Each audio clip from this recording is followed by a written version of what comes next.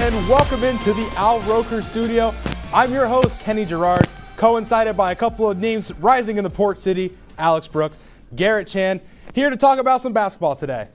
Yeah, definitely, Kenny, and it's going to be a good one. We got a doubleheader between the Oswego versus Potsdam of the women's, and then Oswego versus Potsdam for the men's. So two exciting matchups start off SUNY opening weekend. You said it, Brooks. We kind of have a quadruple or a double header. So it's the kind of thing where we got an action-packed weekend of basketball with something to look forward to. There's a lot of stuff going on, not just in terms of the games. Definitely exciting weekend to look forward to. An exciting weekend ahead, and we have a great event going on in Oswego, the annual toy drive for both basketball teams on both days.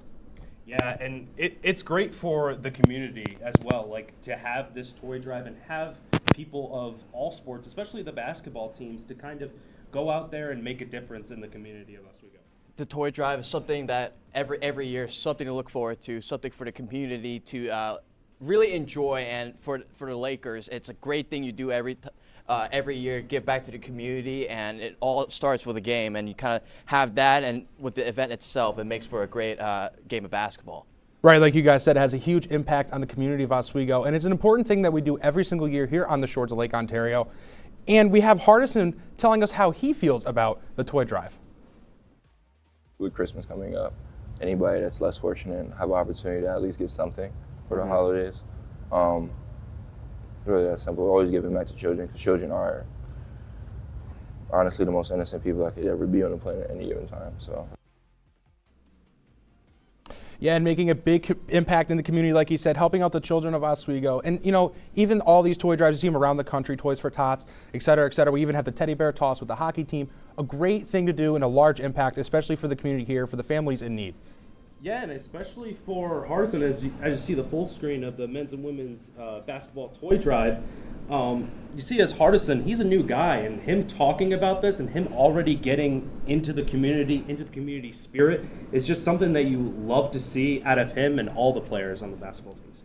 When you talk about teams, especially sports teams, it's all about the locker room morale. And it's events like this that really gets the positive mindset in there, because you got all the players who are contributing for a good cause. And then when you have all these players who are playing for something much larger than themselves, the Oswego community, it's something that just makes you feel good and it translates onto the court as well. That's right. He's going to translate onto the court, having that good momentum, the good holiday spirit even a little bit, coming onto the court as we come down to the last weeks of the semester here. But actually, you guys don't have a little secret identity here. Kenny Claus has come into town, and I have a little trick up my sleeve. Jacket. Okay. I got a gift for each of you guys, actually, for this Christmas season. Oh. You know, Garrett, I'm going to start with you. Oh, boy, okay. If it'll come out of my jacket, let's see. I didn't bring my sack. Here you go. What do we got here? This little piggy right here. A little story here, a little good book to follow. And don't worry, Brooks, I didn't leave you out either. Okay. I got you something here, another thing stuck in my jacket that won't come out. I got you you can guess what this is. Good luck. What? What is this? Oh. Try blowing into it. What? Oh, that is amazing. I got you a crow call this Christmas. Oh, that's amazing. It was really heartfelt and well thought out by Kenny Claus. You guys are both on the nice list this year. Oh, great. Awesome. That is amazing. But let's get back to basketball. Let's talk about how this is SUNYAC's opening day. We have 4 games from the men's teams and 4 games from the women's teams. First games for everybody. Yeah, it's definitely a starting point for both of these teams. I mean, we talk about SUNYAC opening weekend. You want to get started on the right foot, especially for the women's team. I mean, the women's team going into the SUNYAC last year, they kind of struggled. You know, they were doing a little good starting off, but they weren't able to kind of get their foot going and get the ball rolling for the women's team. For both the men's and women's teams, they're coming into today's slate of games. They're both above 500. Of course, you have the men's basketball team, perfect 5-0. Then the women's basketball team, 3-2. So when you start SUNYAC play, especially for a women's, you want to take care of those business against those conference opponents. Last year, 6-12. Not going to cut it as well this year. And for the men's, kind of the opposite effect. They have that SUNYAC dominance. They won a SUNYAC championship last year. They're just looking to replicate that success heading into this year. And we have SUNYAC games going on here, but there's just so much more going on that you got to definitely keep your eye on early on. All right, we're taking a look around the SUNYAC for the women's teams. Oswego and Potsdam facing off, as we had mentioned here. Platts and Jenny facing off, Oneonta and Bport. And we have Cortland as well taking on Plattsburgh. A couple of big matchups here. What are you guys thinking? Yeah, what I'm thinking right over here is about Cortland and Plattsburgh. I mean, that's a really good matchup here in the SUNYAC, and it's just all these matchups are really good. But with the Cortland and Plattsburgh, it's a rivalry that's always there. It's a rivalry that's always going to be very competitive, especially in this SUNYAC, and some opponents that Oswego has been looking up for years now. Lakers, of course, will be playing Plattsburgh tomorrow afternoon, so they'll be keeping a close eye on how that contest ends. But you also got New Paltz and Geneseo. If we go look a little bit into the standings a little bit, these two teams are right under Oswego and Potsdam in that SUNYAC rankings. So it's teams that are kind of in that top cluster, in that top echelon of competition. Interesting to see how they do in their first day of SUNYAC play. Yeah, interesting to see where we're at the top of the standings, but we're going to take a look over now at the men's games in the SUNYAC. Like we said, a couple big matchups coming around for the men's teams as well. We got Plattsburgh and Cortland, New Paltz and Jenny, Oneonta and Bport, Oswego and Potsdam. Well, it's all the same, but what do we think about the matchups now switching sides to the men's teams? I mean, you got to talk about the Brockport and Oneonta matchup. I mean, those are two teams that have given Oswego a run for their money, especially Brockport last year that handed Oswego a surprising loss at home early in the season, and that made the SUNYAC get a little competitive and came down to the last game in Brockport where Oswego had to go into enemy territory. So that's definitely a game that I'm looking forward to, and along with New Paltz and Jenny, I mean, New Paltz was in the SUNYAC tournament as well, so they're always someone who can really give Oswego some trouble.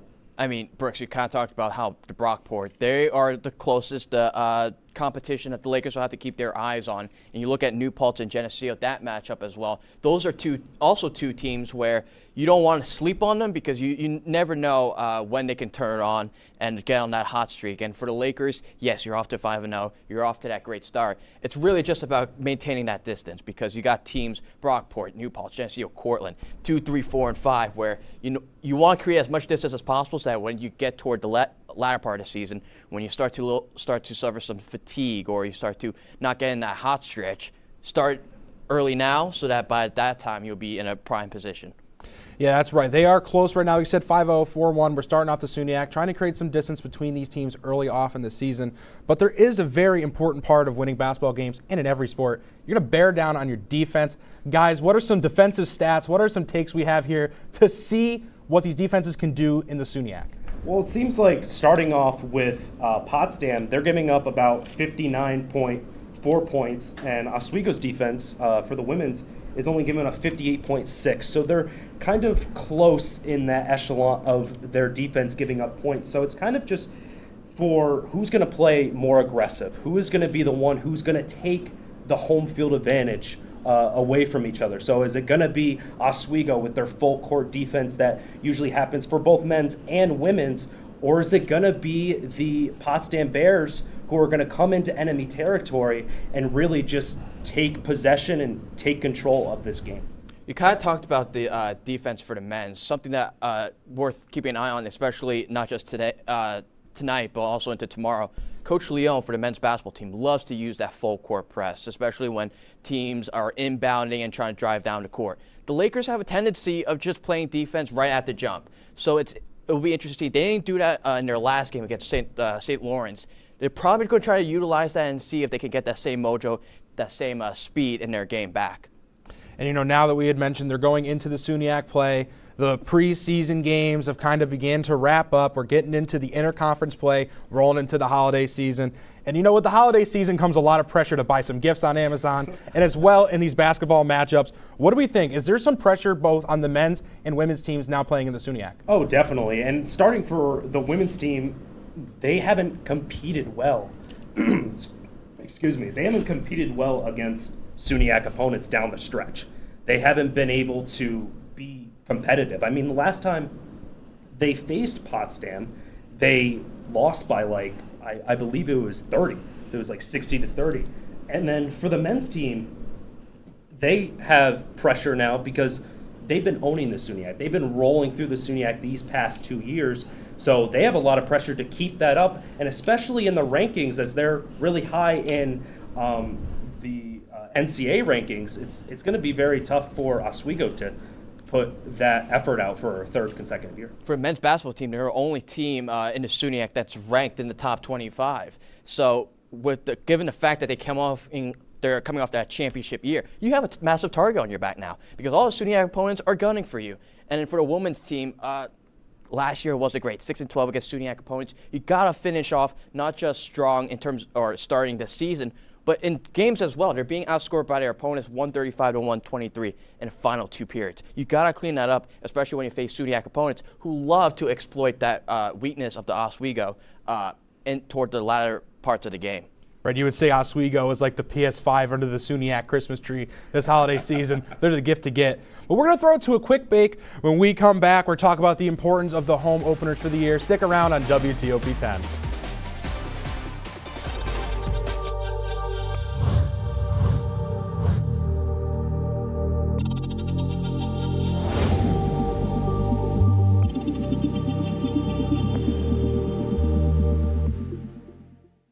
Say, President Stanley, whenever there's bad weather, who would you turn to? I'd turn to Storm Team 10. No, right but you've here. got to say it like this. Storm Team 10. Say it with me. Storm Team 10.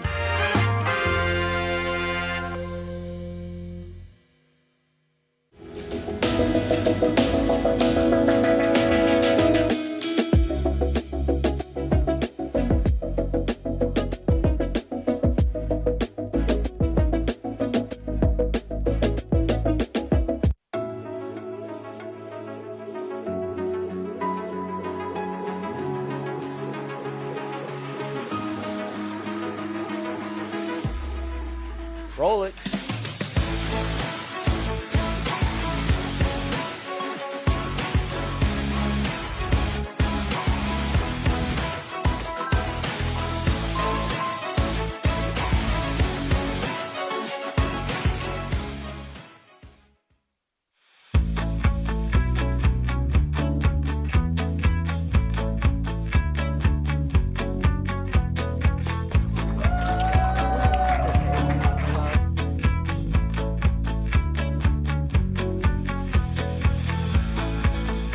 Jill Should told we me it tell was him? Kitty from Glee. Yeah. What is it? Al Roker.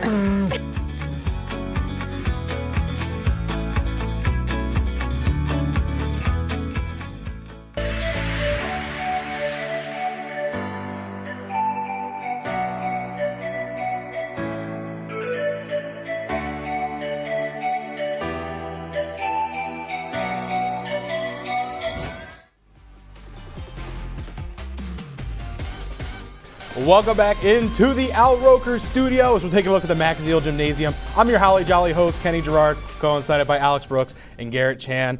And like we said, we are back in the Zeals you guys have just seen. So the women's team now is playing their first home game of the year, coming off a 72-26 win at Wells College. What is the importance now of coming into the Zeal and picking up their first home win of the year? Yeah, it's very important, especially for this women's team in Sean Pinkerton. I know in the past they haven't had the success that they've wanted at home. I mean, they finished 7-6 at home after starting 5-0. So home advantage is really important, getting off to this opening SUNYAC weekend and really taking advantage and putting a statement here in the SUNYAC. For the women's team, I mean, this is their first home game. They've been on this huge stretch of being on the road, and finally they get to come back home on their home court. It's good. You talked about it, Brooks. They struggled toward the latter part of last season, really trying to assert their dominance against teams, whether it's SUNYAC play or just out-of-conference opponents, really trying to use their home court to their advantage. Now it's going to be about how you turn that around. How do you jumpstart early? Because you have that momentum. You came off a big victory against Wells College. You certainly want to capitalize, be at home, opening SUNYAC play. It's the perfect storm. It is the perfect storm, and we're going to kind of roll in now to how Oswego as themselves have been doing so far this year. They're 3-2 off the jump with no SUNYAC play yet. Like we said, their last win 72-26 in Wells. What do they have to do now to give themselves a playoff push in the SUNYAC and start off on the right foot? Well, we mentioned that, looking at the full screen right here, we mentioned for Oswego that they were doing really well at home. And this year they've been doing a little bit better on the road. So I feel like having to find your identity on the road will really help you in your own space at home in the MAC Seal. And I feel like, for Oswego, I feel like it's very important to kind of put your players out there in their put your players out there to perform the best. You look at the statistics here in terms of points per game, field goal percentage, and turnovers per game. They're kind of like on the bottom echelon in terms of those statistics. Rebounds per game, they're third. So really, it's all about how do you improve on those points and those rebounds, really asserting yourself on multiple facets of the game. It's a point where the Lakers, you're kind of like on a bottom echelon where you're struggling to get that type of production from all your players. With SUNY play, you got expect a little bit more from some of the players a little bit. And now taking a look at the opponent, Potsdam, 4-1 so far in the year. Take a look at the full screen, 59.4 points per game to start, 39.8 rebounds. Now what does Potsdam have to do on the other end to start their season off on the right foot? Well, they started out very competitive at home, and they've kind of found their groove on the road against Russell Sage and Clarkson. So I feel like they're having a little bit more momentum than Oswego right now, especially on the road, so that can play into their favor. And they're relying more on Howard, Jakia Howard, their star player, which could be a blessing, but also could be a curse because Oswego, if they find their number against Howard, it could be very important for Oswego. Yeah, and Jakai Howard, as you just mentioned, was the SUNY Player of the Week from the Potsdam Bears, leaving a large impact with Potsdam, averaging 27.6 points per game to start off the year, 47% from the field goal. I mean, it doesn't get much better than that. If every 1 out of 2 times you shoot the ball, you're making it, that's almost as good as it gets. She's really come out the gate strong, leading the SUNY in points per game and rebounds per game. I mean, right now, she's been kind of like the bread and butter for this Potsdam Bears offense. She's been the one where you give her the ball, you let her handle the play, you kind of have her run the schemes and all that stuff. I mean, right now, you look at her, she's the only one on the Potsdam Bears who's averaging double digits in terms of points. Everyone else has not been prolific from the field. So really, it's been her performance that's leading this team as to their 4-1 record, their ability to start off strong. She's been a huge part of it. Makes sense as to why she's received those honors. And you also mentioned that Potsdam, they heavily rely on Howard to do the scoring and also for the rebounds, especially with the offensive and defensive rebounds.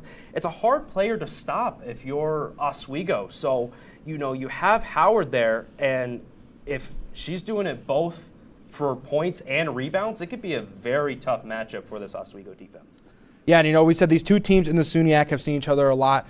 When you see Plattsburgh and Potsdam, that's usually the whiteout for hockey. Now we got our little whiteout weekend going on for basketball now. So these two teams very familiar with themselves. A lot of matchup history. Last time they met, 64-33 Potsdam. That was January 28th of this year, last time they played. Yeah, it was. And I mentioned earlier, the last game, Oswego was kind of putting their second team out there. They didn't have the players like Carly Leo wasn't in that game. So it was very tough to see for this Oswego women's basketball team because it feels like they didn't have their core players and the players that really are in those leadership positions. And it seems like they've lost like 8 in a row now against Potsdam. So it doesn't really help them, as you see with the history. Oswego leads 44-25, but they lost the last 8 in Garrett. That's just not something that you want to see for Oswego. You got to turn it around. Yeah. And given the conditions of today's contest, they're in the midst of the longest losing streak of season in their series history. But on the other hand, at home, they're 23-11 against the Potsdam Bears. So something's got to give tonight. I mean, you have the perfect environment where, like I said, you're coming off that huge win against Wells. You're facing Potsdam to start SUNY play. This is a great opportunity to kind of reverse the trend, get on a winning streak, and establish your dominance in this series. That's right. And, yeah, there's a lot of history, like we said. These two teams, usually tight contested games, a very, very good and tight matchup so far throughout the history of these two teams. Yeah, and looking at the last time out for Oswego, Oswego and Potsdam, you see that, it was a 64-33 victory for Potsdam, and it seems like Oswego couldn't get anything really going. As you see, the field goal percentage for Potsdam really up there. And the one thing that I noticed from that game was the second chance points. Oswego had 4, Potsdam had 7. That's something that and especially the points off of turnovers, 32-5. Like, that is astronomical for Potsdam to kind of just go into enemy territory and get a victory. The Lakers, you said it, Brooks, the 32-5, that's pretty much almost a difference in this contest. I mean, once again, the Lakers didn't have their star players the last time they played in terms of kind of the people they look to for their points production. You're going to get them back or see how they perform. So a much closer contest, maybe to expect this time around. But yeah, they shot poorly from the field, not just from whether it was from range, whether it was from inside. Not the best offensive showing. You hope that they can turn it around starting here today. Both teams looking to get off on a hot start. Sorry, English is hard sometimes, guys. When we come back, I'll take a break as well. When we come back, we're going to go over to the Max Field Gymnasium and hear from our booth. Stay tuned, WTOP 10.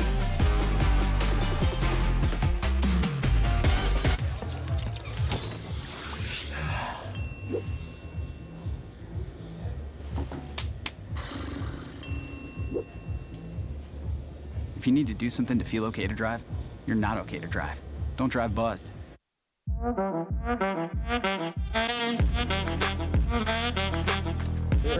on that black. Look at the bling. Look at do we got a diamond tester on? Yeah, that's getting bad. Yep. 10 out of 10 recommend on Yelp.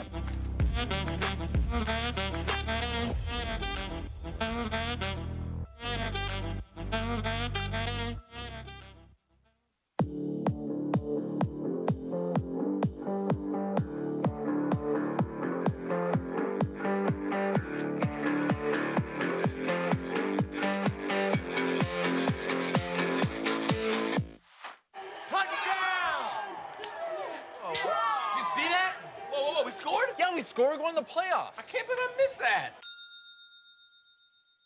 Every time I'm buzzed, I spend too much time on my phone. What? I should take your phone away. No. I'll call for a ride. Wait, why does my face look like that? I'm playing with these new face filters. Okay, you know what? Yep, that's mine. I'm gonna need that back. No. Kevin!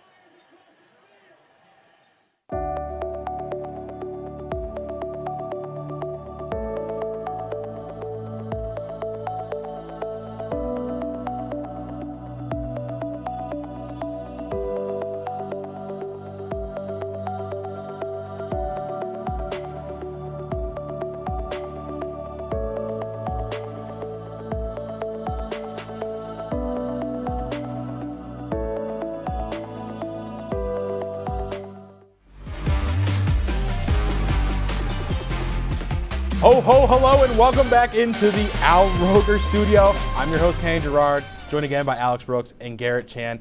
And I think you guys have had enough of us dapper yappers just for now, as we're going to toss it over to Brian Burrows and Jolie Santiago in the Max Field Gymnasium. Brian, Jolie, take it away.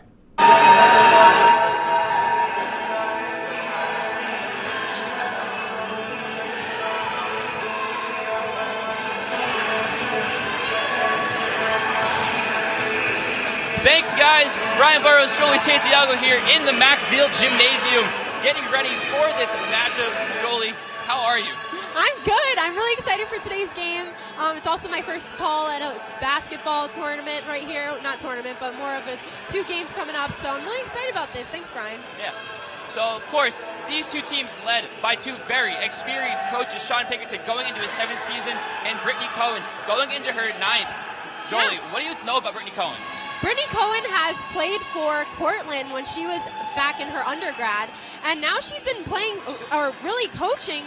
Now she's been coaching for the entire Potsdam team for 8 seasons. So it's really awesome to see a coach, former player, now play and coach players that have been wanting to really make a difference in their program. So I'm seeing that, and also she actually spent a season in Texas this past season working with player development interns in the Dallas Mavericks of the NBA. I thought that was really cool that I found that. So that's a little bit about Brittany Cohen. Yeah, of course. And the Lakers led by head coach Sean Pinkerton. It's been a rough career here for Pinkerton, just 33-90 overall record, 15-75 in 90 games in SUNY play, hoping to turn things around going into year 7. He's got his own players he's recruited in the last couple years, and a team that's looking to do better this year. He hasn't made the playoffs as a head coach yet, and starting SUNY play, that's where he's trying to get to this year and get over that hump. Now, for sure. Jolie, you prepared for us some hot players, some players you are ready to highlight. I am really ready to highlight this. All right, so we got Jenna Cotter from Potsdam Bears. I feel like she's heating up. And the reason I say this is because she was averaging 5.8 points per game last season, right?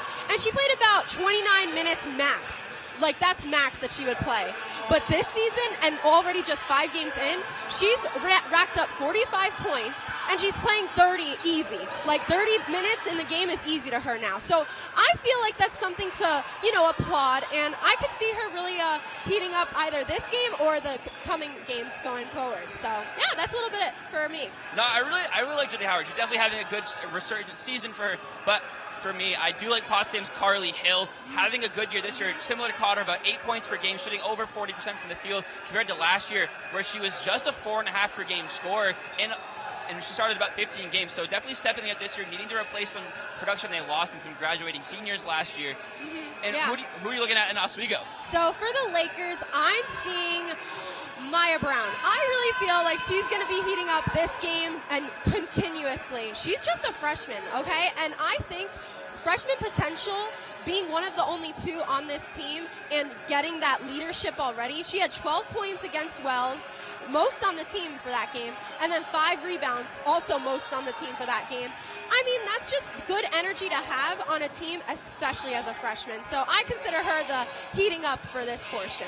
I completely agree with you. Maya Brown, a freshman this year, definitely having good young blood on the team, good young life to invigorate this team, make some healthy competition on the team, looking to play minutes. A lot of times in college ball, freshmen don't get a lot of minutes. Having a young freshman to compete for those minutes, maybe take some time away from the seniors, but also just stretch the bench out is definitely going to help, and I really like the way Maya Brown's played this year. Completely agree with you, yeah. But, of course, these teams have to do something to get the win. Potsdam 4-1 this year, but they're going to have to keep it rolling in the SUNY play. The Lakers 3-2, both having good starts. For Potsdam, I think one thing they definitely need to do this team is clean the boards. They are getting out-rebounded by about 7 rebounds a game. The Lakers have a big lineup. They get a lot of rebounds.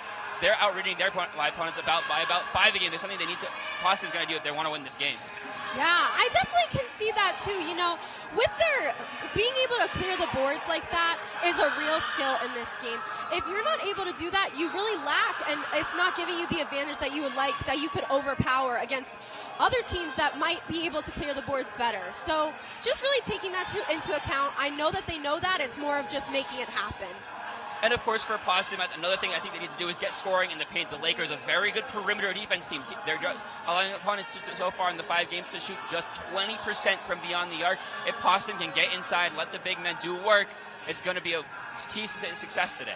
Yeah, when people are heating up, they're heating up. So give them that ball. Make sure that they're getting their time, because you don't want to be out there and just letting points fly by. You want to take advantage. If the ball is in your control, use it.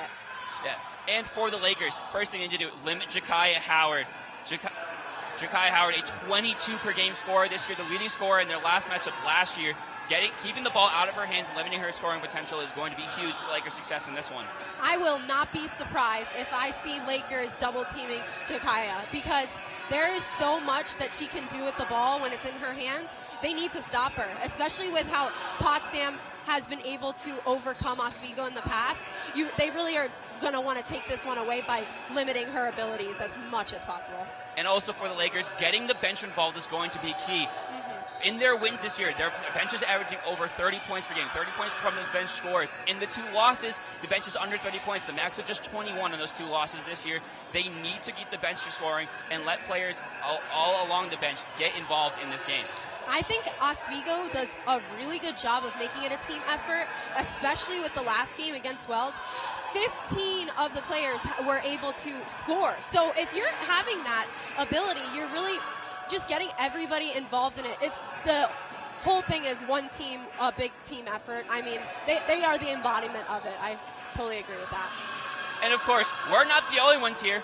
Madeline Cummings down on the sideline, ready to give you a report. Madeline, how are you? Thanks, guys. I'm just here with a quick recap on the game last week, the 20th, against Wells College. The Lakers won 72-26. It was a team effort with 15 players finding the score sheet. Maya Brown led the efforts with 12 points and 5 rebounds. Overall, Oswego scored 29 points off of turnovers. They showed really strong defense that game, and I think that if they show just as strong of a defense this game on the opening weekend of the SUNYAC, then they'd have a really good chance at having a good season overall. And so we will have more Laker basketball for you right after the break.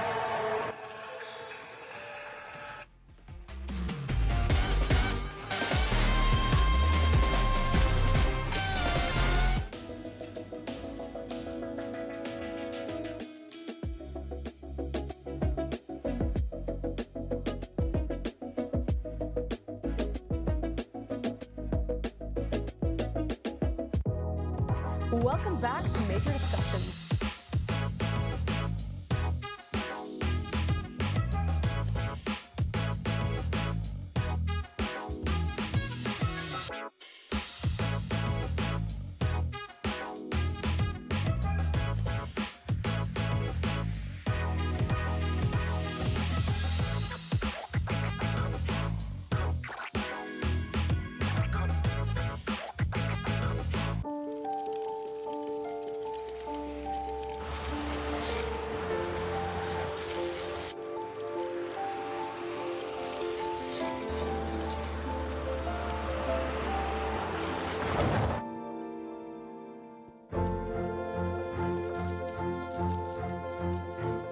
Did you know dragging chains can spark a wildfire?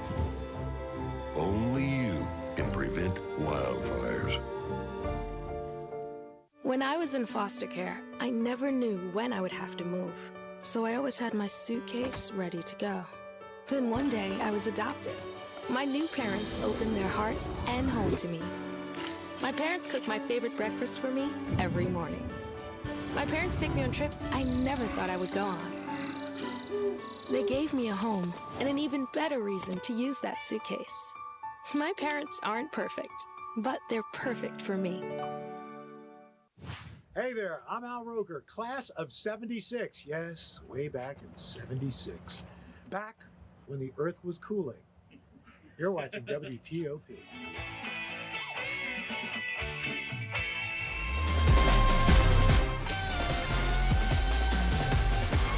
Welcome back into the Al Roker studio. We are now just a few short minutes away, just about 8 minutes away from the national anthems, followed by some women's basketball. Oswego taking on Potsdam. Guys, I don't know about you, but I'm excited for some good basketball today.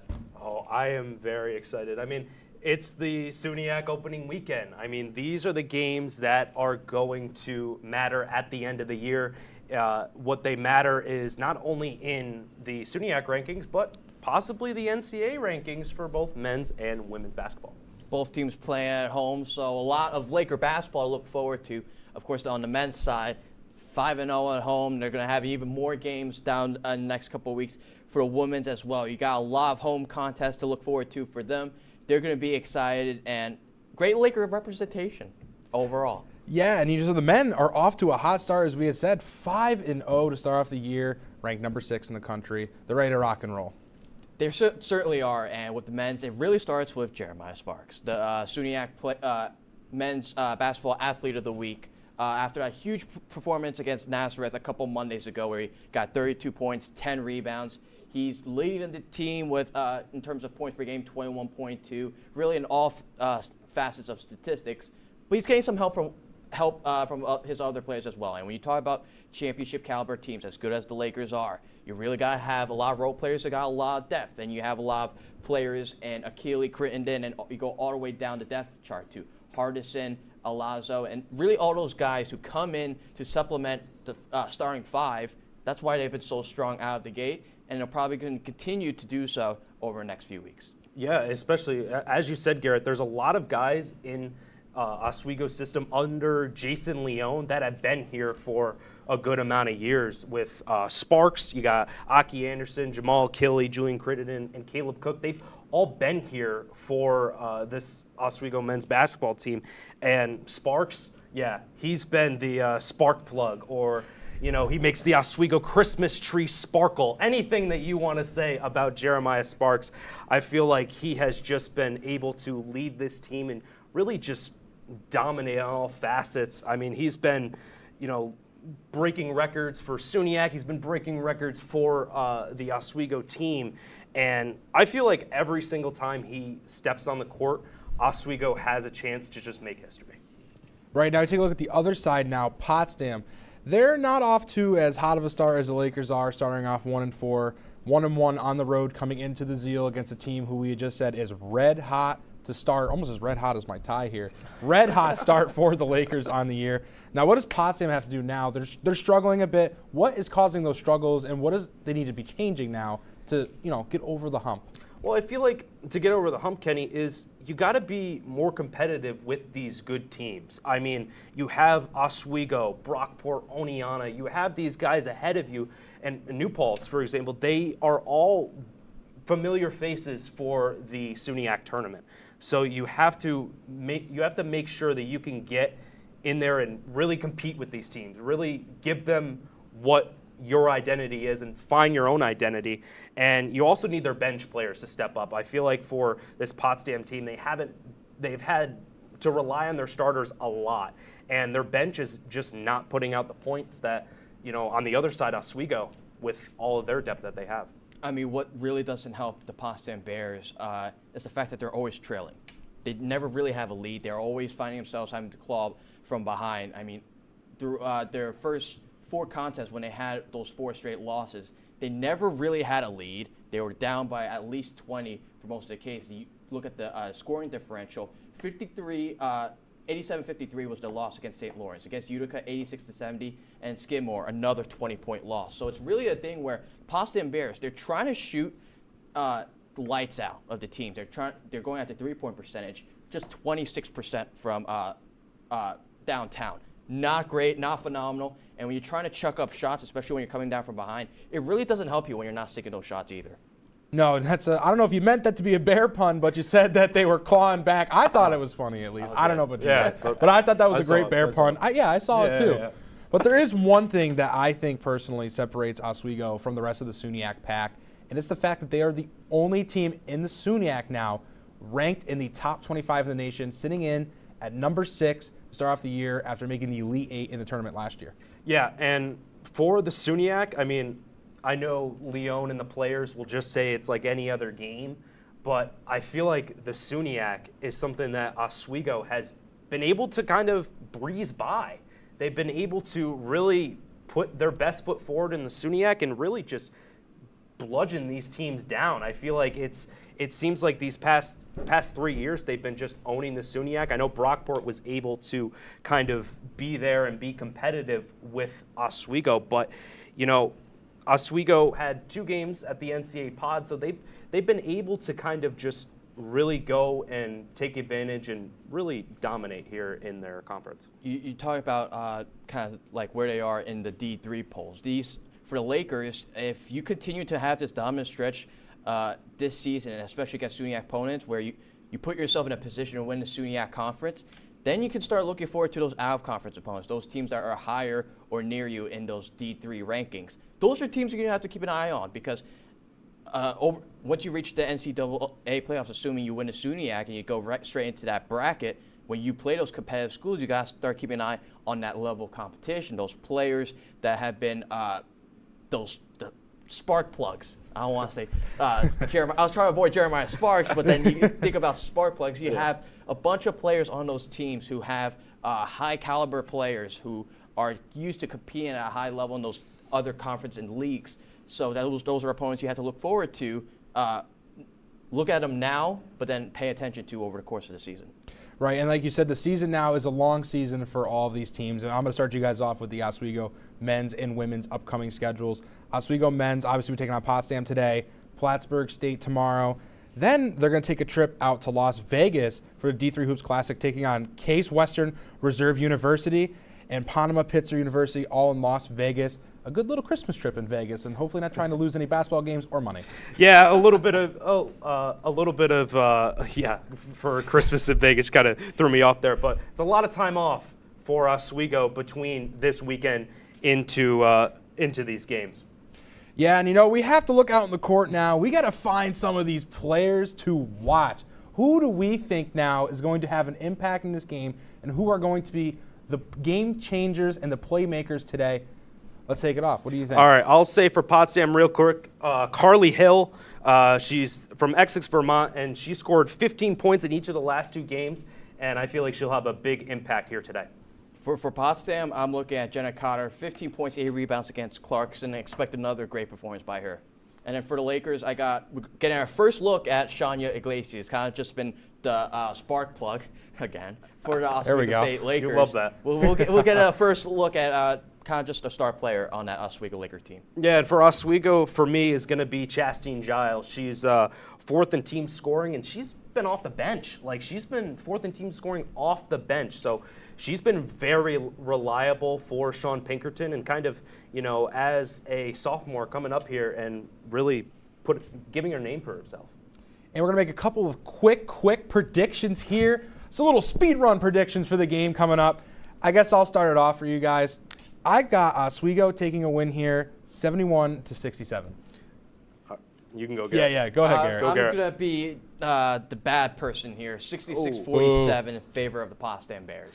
All right, well, I'll turn it back around. It's going to be 70-68. It's going to be a little tight game for Oswego versus Potsdam. It seems like the women's team is going to see that game that they lost to Potsdam. They now have their players back. They have their, starting 5 back here, and in Max Zeal, they don't want to start the weekend 0-1. And Alex Brooks kind of riding off my pick there, only missing off by 1 point. Must like my pick a little bit. But that's going to do it for us 3 lovely gentlemen here in the Al Rocco. And we're going to send you guys over to the Max Zeal Gymnasium. We're about to see tip-off in the Potsdam and Oswego State women's basketball game. Thank you guys for joining us. Stick around. We'll see you guys at the halftime. Now it's time to go over to the Zeal. Welcome back inside the Max Zeal Gymnasium. We're just moments away from tip-off here between the Oswego State Lakers and the Potsdam Bears. We're going to run through the starting lineups here for you. For the Potsdam Bears, Ziel Bradford, Jakaya Howard, Carly Hill, Jenna Cotter, and Michaela Shipley. For the Lakers, Logan Castiglione, Alana Johnson, Julia Logana, Carly Leo, and Shania Iglesias. A lot there. Very experienced starting lineup for both squads, especially for the Lakers. We see graduates like Castiglione, in there, player who's been here in the program for a few years now. Yeah, no, for sure. There's a lot of players here that want to come out and show what they have. And I really like to see that, especially as somebody who enjoys watching basketball, but just as somebody that knows the people in the, that knows the players playing. And so that's really exciting for them. I know that they're ready to bring it, especially the seniors, because this is a very experienced team on the Lakers side especially. There's only 2 freshmen, so that just shows a lot about having starting lineup be so strong up there. But yeah, I think that this is going to play out. It looks like an evenly set matchup for the both of them in terms of experience. Of course, and for the Lakers, you see 2 transfers in the starting lineup. In the starting lineup, Julia Logana, an Onondaga Community College transfer, and Kylie Leo, a transfer from Stevenson, both coming into the program last season, so it's this year 2 for both of them in the program. But both Leo, a senior, Logana, a junior, not a lot of time left here, so this is the year to make their impact. Yes, for sure. I think that it's really good to see transfers. I know people are like, transfers, different environment that they came from, and they have less time with this new team. But really, transfers have all the experience from other teams that they can bring on to now show in this setting, and especially with the high level that we're playing at, it's really good to have the more experience, the better. So we're getting ready for this tip-off now. Yes, tip-off just moments away. It looks to be Julia Logana against Michaela Shipley down there. Ready to tip off. No, excuse me, Jakaya Howard. For tip-off. Jakaya Howard Syracuse native, went to Nottingham High School, the leader of this team, 22 per game score, shooting at almost 47% clip from the field.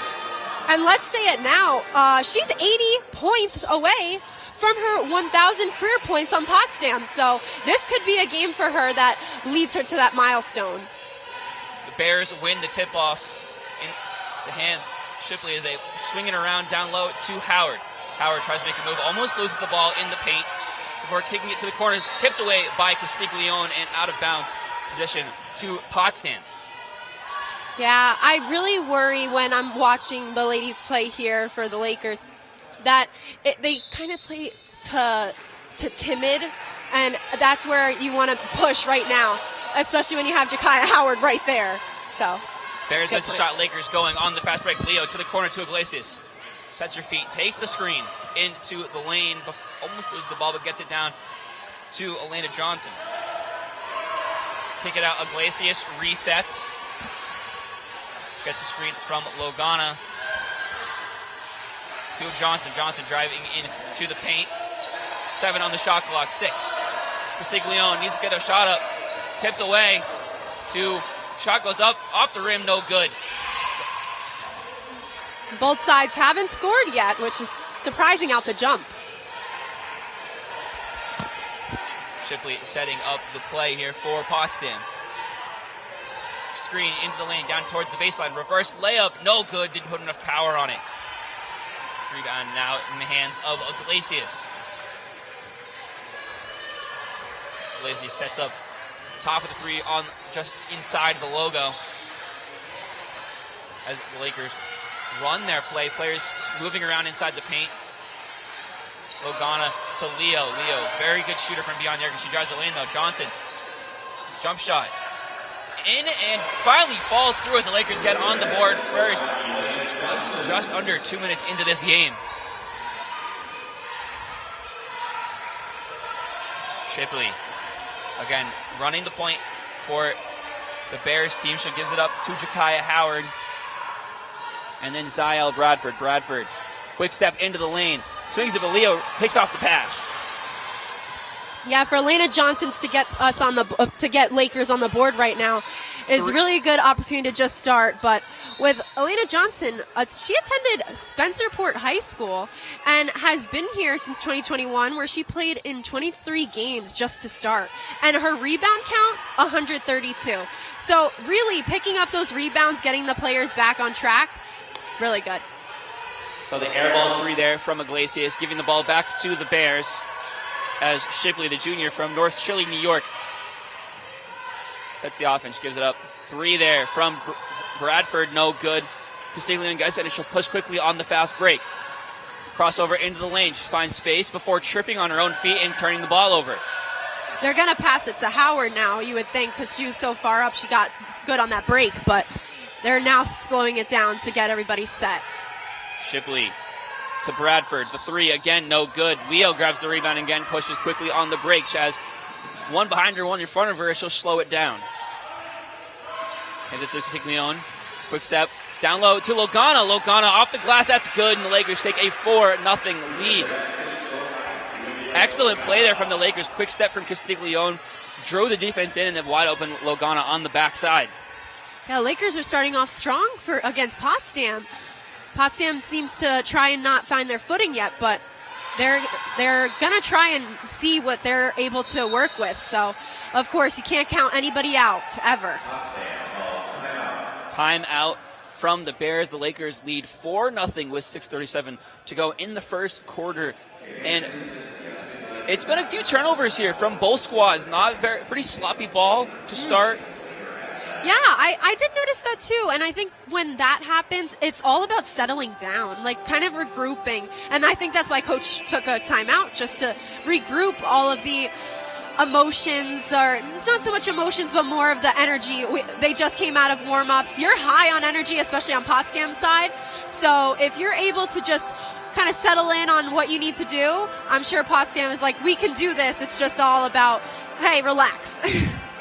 Yeah, the Bears this year averaging 17 turnovers per game, a very high mark. The Lakers 15-6, not too far behind. It's the big thing is they're not forcing opponents just 13.5 turnovers per game against them. Something that they're going to have to switch that around if they want to continue success. They're winning despite the high turnover mark, but that's not a rate you can continue to get success deep into a season. For sure, yeah. That's early season play. You cannot continue the turnovers as much as in one game so quickly because that will really hurt you at the end. Yeah. But teams come out of the timeout. Leo to inbound for the Lakers to Iglesias. As the lineup stays the same for both squads out of the timeout. Shania Iglesias takes the defense, gives it up to Castiglione. Castiglione down low to Johnson. Johnson body down low, just throws it to Logana. Logana off the glass, no good. Offensive board. Johnson through the contact, no good, but she will go to the line for 2. Yeah, Elena Johnson is really able to get Lakers up a little bit more with these two. It's always good that you're able to get to the line for plays like that. Jakaya Howard called for the foul, the first of the game for either squad, as Johnson knocks down the first free throw.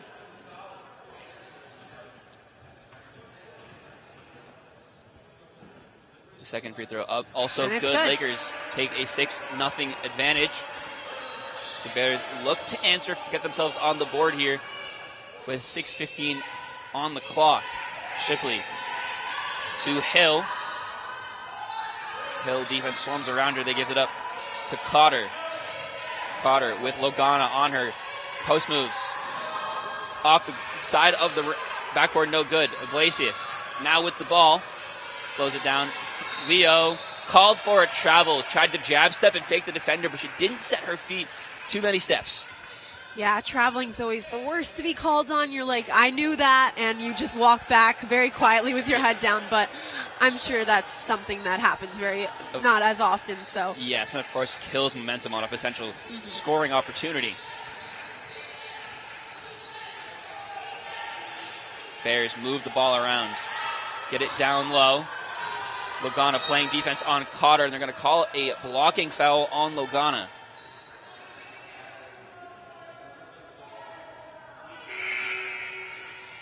Logana leads the only player this year to foul out in a game, so foul trouble definitely something she is used to. Her first here early in the game as the Bears inbound the ball to Sarah Richards, the freshman. Gets it down low, but it's tipped away by Johnson. Richards taps it before it goes out of bounds, and the Lakers take the ball off another Potsdam turnover, their third of the game so far. They're trying to figure it out down there. What play they're gonna try and run right now, and that's really the strategy that they want to have. Really talking about it and going for it. See the puzzle pieces moving right now. Castiglione jump shot, no good. Rebound to Michaela Shipley.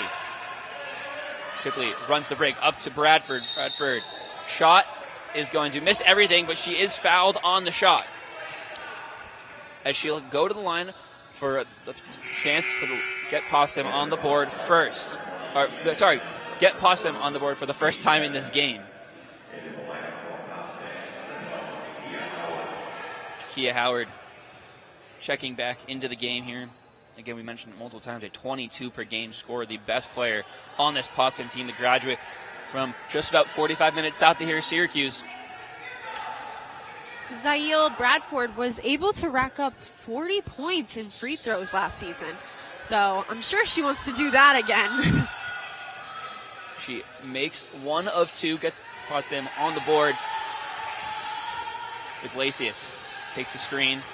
Defense keeps her from the rim, but gives it up to Johnson. Johnson gets it tapped away, and now Bradford pushes. She's 2-on-1, though, and it's almost tipped away by Leo as the Bears slow down, and she's called for a travel.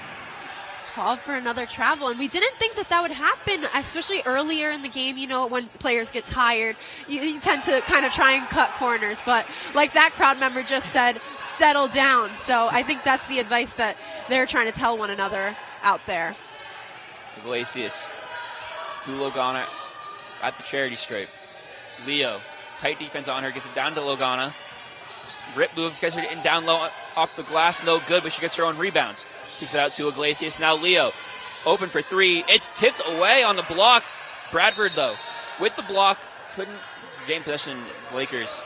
Yeah, Bradford is an aggressive player in the sense of getting to that ball. That ball, she's hungry for it, and that is really a solid trait to have when playing the sport of basketball. That's everything at some points.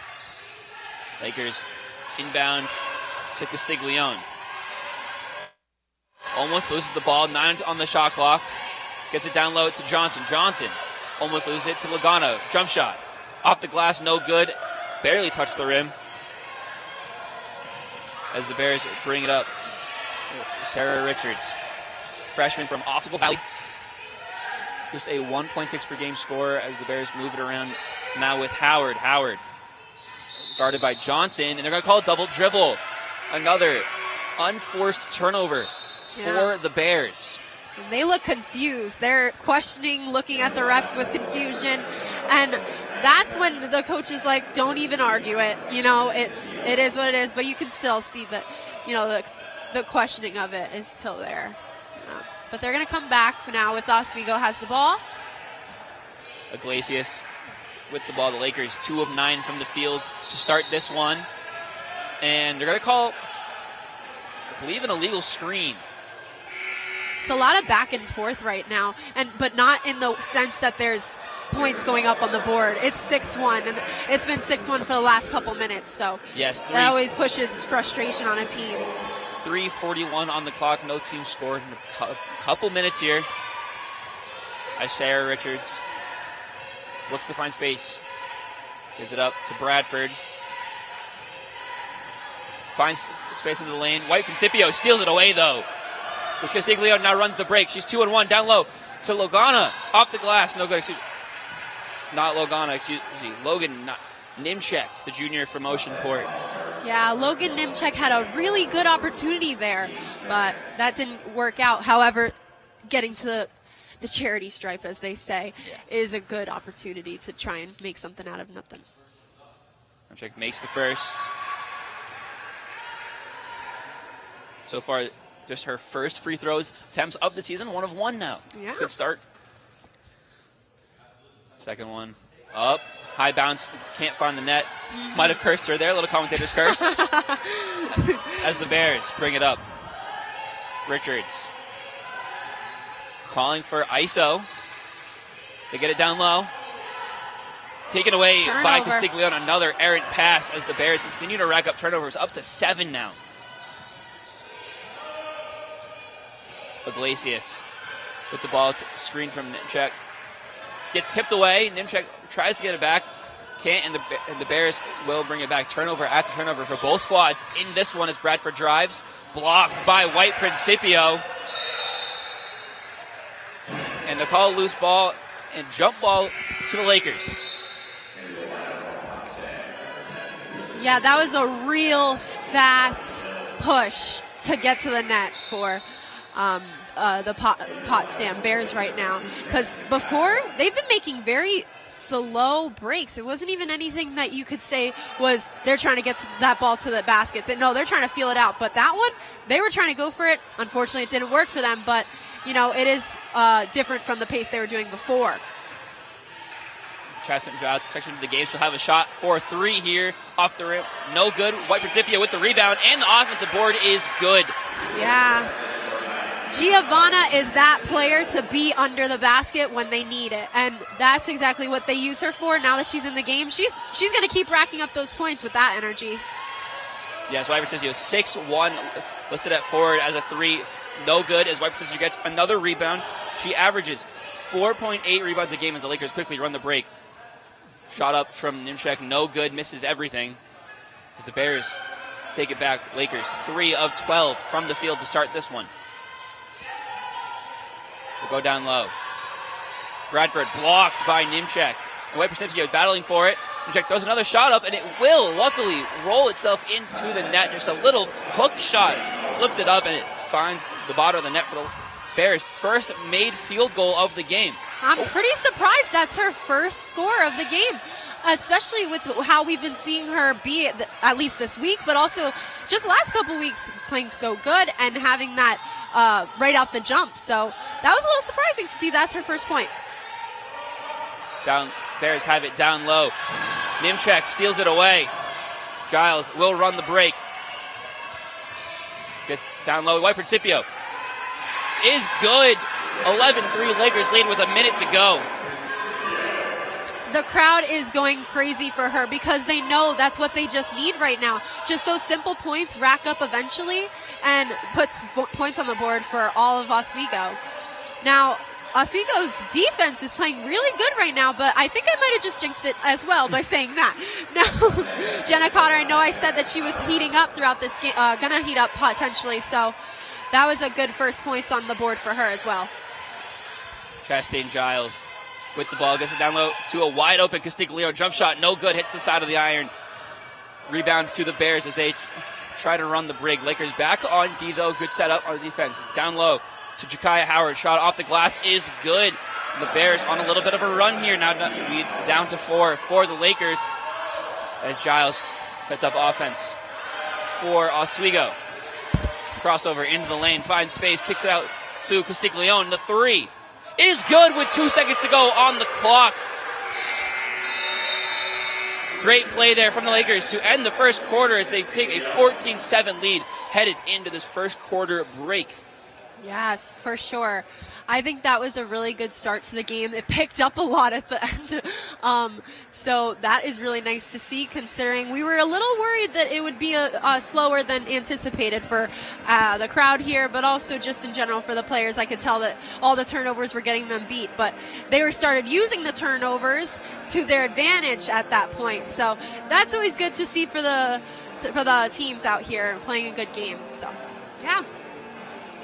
Yes, you mentioned the turnovers. 8 turnovers in that first quarter from the Bears team that averages, like I mentioned earlier, 17 a game. They're almost halfway to that average in the first quarter. We got 30 minutes left to play in this one for the Lakers. 5 turnovers, so not much better for them. So yeah, no, I totally agree. But let's send it down to Madeline to see what she thinks of all of this.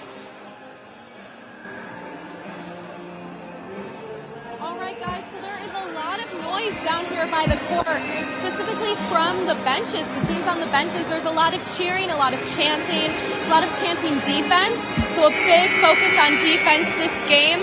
I also have heard a lot of encouraging words from the Potsdam coach to the girls on the court. There's about 75 people in the stands today, and there's clapping, there's cheering. It is overall just a really high energy, positive, noisy game, so I'm excited to see where that'll go for the rest of the game. Jolie, Brian, back to you guys.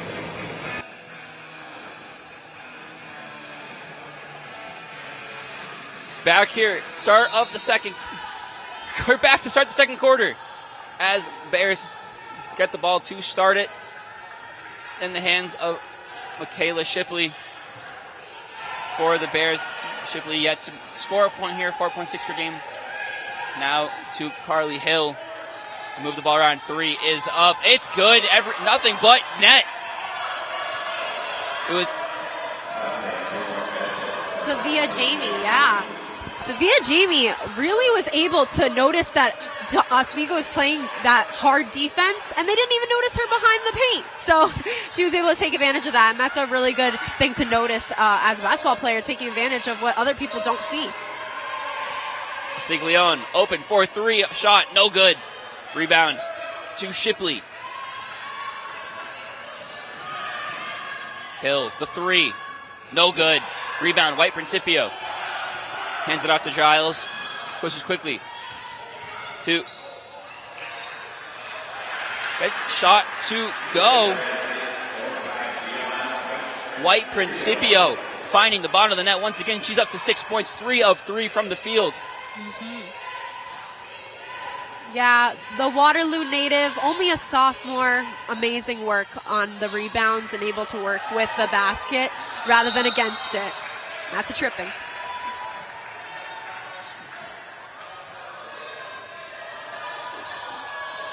Sydney Host called for the foul there.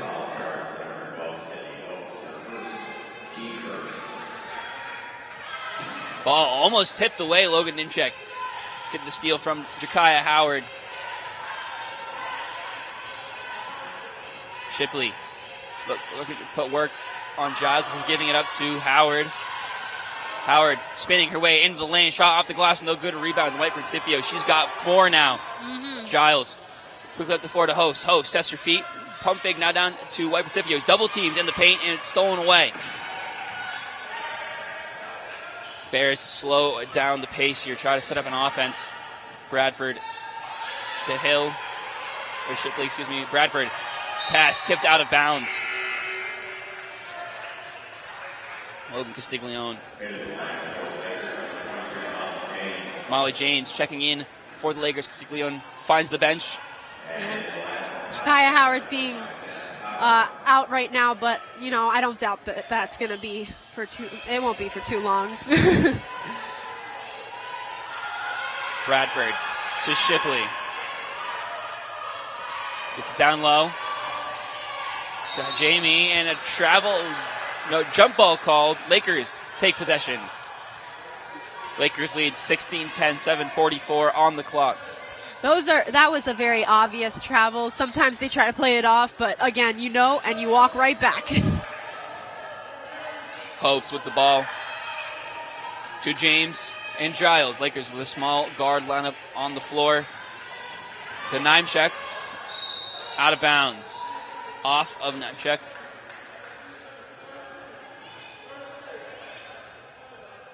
No, they'll say it went off of Bear as Lakers retain possession. 14 seconds on the shot clock. Giles will inbound. James at the top of the 3 into Nimechek. Down low to White Principio. Makes the catch. Off the glass, no good. Good defense. The Lakers get the loose ball rebound. Check their shot. No good from the baseline. Logan Nimechek really needs to work on staying in and going in rather than going for the threes without really setting her feet. She's gone for 3 threes and neither one has gone in. And here we go. Swing the ball around Nimechek. No good from the baseline once again. And jump ball. This one will go to Potsdam.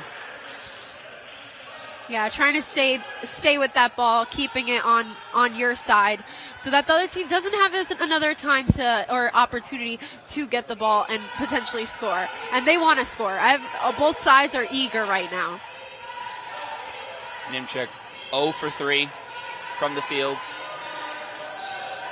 Shot quickly on 3, no good. Rebound, Chastain Giles. I will say Carly Hill is trying to take a lot of shots. Yes, they're not going, but she's trying while the rest of the team kind of seems to be staying stagnant. So Logan Nimechek has this opportunity here. Right, yeah. Turnaround jump shot, good from Nimechek as the Lakers put the lead up to 8. Logan Nimechek most definitely works in that area the best, where she's right under the basket, able to put it in. Carly Hill with the ball. Sorry, Shipley with the ball. Bradford, the 3. No good. Misses everything. White Principio gets the loose ball. Now to Giles. They try to pressure, but she'll get it up to Hofs. Giles. Double teams. Now to Nimechek. Nimechek. Turnaround jump shot. Front iron, no good as it hit the backboard as well. Now quickly up to Bradford. Bradford. Wide open Hill in the corner. Gets Nimechek jumping. The jump shot is good. From Carly Hill, the 8 per game scorer.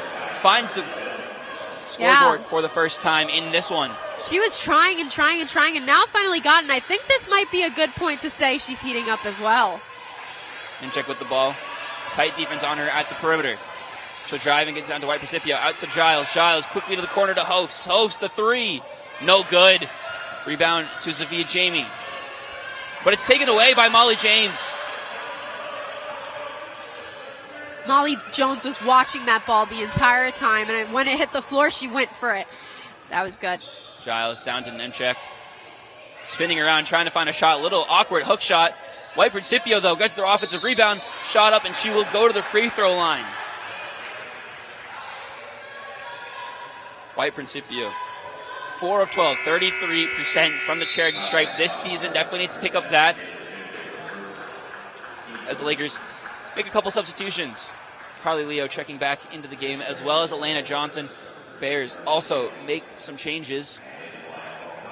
Yeah, turning up the kind of energy of who's playing right now will get the other people to give a second to breathe. White Principio First free throw miss off the back iron. As she'll head to shot number 2. 5 minutes exactly on the clock for the Lakers. She'll make the second shot. Lakers take a 19-12 lead. Bears looking to respond. Under 5 in this first half. With Sarah Richards now to Elena Cotter. Cotter spinning face up now, back to the backboard. Gets it out to Shipley. Shipley taken away by White Principio. The long arms getting into the passing lanes as Chastain Giles pushes the ball with the break. Looped pass to Johnson. She's triple teamed it down low. Back out to Giles. Giles travels. Didn't set her feet before getting the pass away. And Bears get the ball back. Yeah, Bears are going to use Jakaya Howard right now, if any other time. So I think having Elena Johnson on their side to defend her is one of the best options right now. The entire time, Elena Johnson didn't put her hands down at all, was just constantly monitoring where her every move was. And that is honestly a really good idea when you're playing this sport. You have to be so on your opponent like it's your job. It is your job. So being able to man that area, Jakaya Howard didn't even get to touch the ball that play. That was good on Elena Johnson's part. Yeah, Howard, 4 points, just 2 of 8 from the field, 0 of 2 from beyond the arc. Does have 3 rebounds, so doing well on the glass in this one. But Lakers limiting the scoring potential of one of the best scorers in the SUNY so far this year. Yeah, that's really a good point to say, because if you're able to limit their star player, where else are the points going to come from? Yes, it'll be a diverse group that it'll be coming from different players, but not being able to get it from the players that are that's the star player on the team right now makes everybody feel a little more down. It slows down their momentum. You're going to get less people going for the shots because they're going to play it safe. There's a lot. It's a snowball effect that, like the guys were talking about earlier, that I really think the Lakers are doing really good of maintaining right now. And also for the Bears, Ziel Bradford, 0 of 3 from the field, the second leading scorer for Potsdam, 0 of 2 from beyond the arc as well. Came into the game 3 of 10 this season, now 3 of 12, just 33% from beyond the arc. Not sure that's completely her game, but I know she's going to keep trying. Yeah. But coming out of the break, Potsdam will get the ball. Lakers need to pick it up now, though, because it's 19-12. Bears are going to pick it up just like they did before the quarter ended. So, it's a note. Richards down low to Howard. Tries finding space in the lane. Elena Johnson playing defense. Gives it up to Hill. Hill down low to Cotter. Cotter off the glass, no good, but they will call a foul on Giovanna White Principio. Her first foul for White Principio sends Cotter to the line.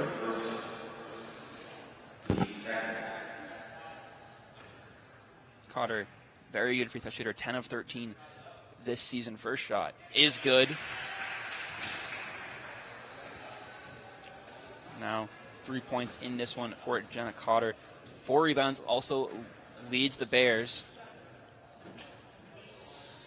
Second free throw is also good from Cotter. Lead down to 5. Her 6'2" height does give her an advantage at that free throw line. However, being able to still make that free throw is important, and that could be a difference in who wins this game. Molly James down low to Johnson. Johnson spot up shot. Bounces around, hits the rim a couple times before bouncing out, but the Lakers get the offensive board. Out to Molly James. James to the corner to Giles. Giles catches the high pass before it gets it down low to White Principio. White Principio off the glass, no good. No foul called on the contact, and the Bears will send it back the other way. Shipley gets it around now with Howard. Howard get it taken away by White Principio. Now Giles runs the break. 1-on-4, kicks it out. Leo, the 3, high arcing shot, misses everything. Elena Johnson tries to save it, but can't keep it in. And the Bears get the ball back with 3:15 on the clock. They constantly keep relying on Giovanna down there for number 30 on Lakers to have that real end-all be-all. Okay, if I'm not getting it, it's going it's going to her. She's going to get it for us. And that's how she's able to make those turnovers too, for the Lakers, of course, though. So that's always good to have somebody to fall back on. But the Lakers, on the offense, really need to make those moves themselves as well. Can't rely on another player. Lakers, fast break up to Johnson. Johnson, little pump fake, and it's off the glass. It's good. Elena Johnson. Johnson really timed that one out very well. 6 points now for her in this one, second on the team behind Mike Principia. The forwards in this one for the Lakers playing the big roles to start it. Caught up shot there. No good. White offensive rebound, though, to Jenner Cotter. Gets a cutting. Jakaya Howard, for she is fouled down low.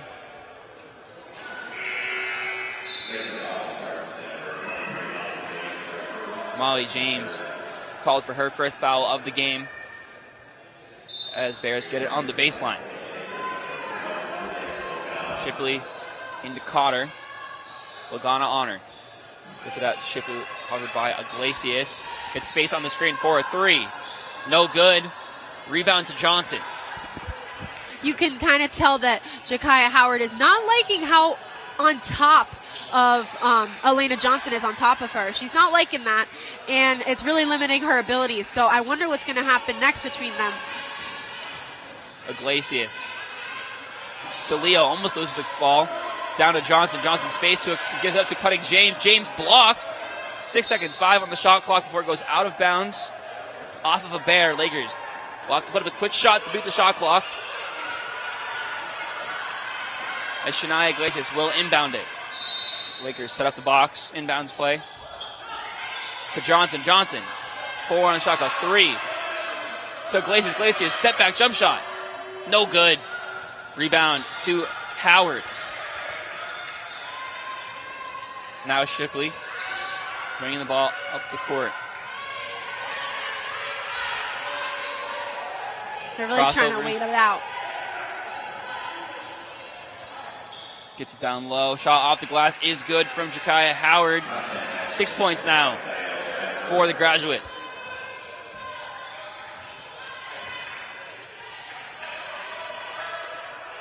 Lakers down low to Logana. Spins open Iglesias. Pump fake now open for 3. No good. Rebound to Cotter. Carly Hill brings it up the court. Now Shipley. Down low to Howard. Howard putting work on Johnson and Logana before getting up to Cotter. Cotter had an open Sarah Richards in the quarter, but gave up the ball trying to do it herself. 55 seconds to go on the clock. About 2 possessions to go in this first half. Iglesias to Johnson. 3 from Leo. Off the iron, no good. Rebound, Molly James. Iglesias steps into a 3. It's good. Yeah, those threes are ones that you want to keep seeing in games like this. If it's close, you want to rack up threes as much as possible. Shipley into the lane, to the corner. Richards to Shipley, down low to Cotter. Cotter triple teams down low, and it's taken away by Molly James. 15 to go on the clock. Gives it to Iglesias. 10 seconds to go. Need quick offense here for the Lakers. She finds space in the lane to the corner. Carly Leo, another 3 attempts. A high off the glass rebound, no good. And that will end the first half here from the Maxfield 24-16 Lakers lead. But we're going to send it down to the sideline reporter, Madeline Cummings. Madeline, what do you have for us? All right, I am here with Luke Van Slyke, and he is on the men's basketball team. Do you have any words about the women's hockey game that's going on right now? I hope we got the win tonight. I know we were ahead. You mean the basketball game? I do mean the basketball Okay. game. Yeah, so we're playing good so far. We're controlling the game. We're controlling the ball. We're pushing the ball up the floor, which is great, and I hope we continue. If you could give the players on the court right now any advice, what would you tell them? Keep going. Keep attacking. Don't stop. Trust your game plan. continue to pound the ball inside and just have fun with it. All right, and I know you said you weren't playing at the men's game later, but do you have anything that you can say about that? Yeah, we're just ready to follow our scouting report. We had a great week of practice, and we're ready to go. Well, thank you so much, Luke. I wish your whole team good luck, and back to you guys.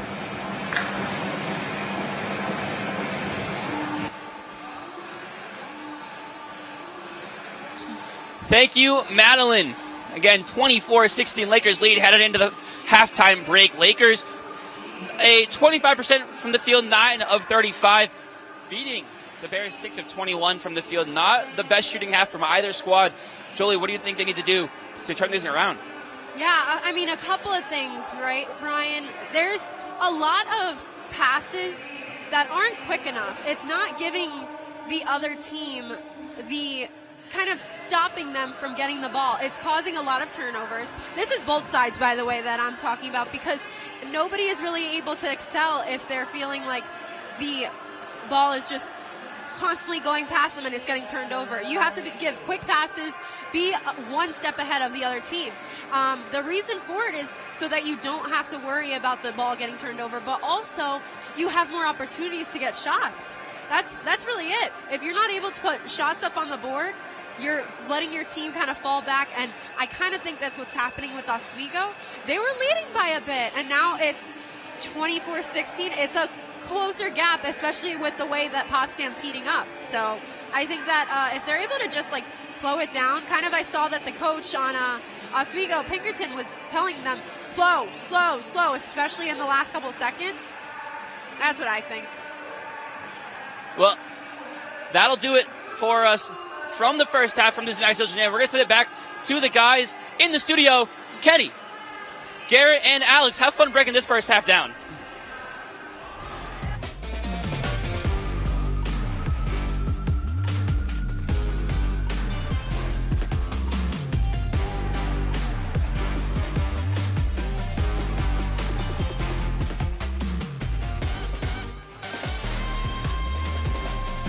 Hey there, I'm Al Roker, class of 76. Yes, way back in 76.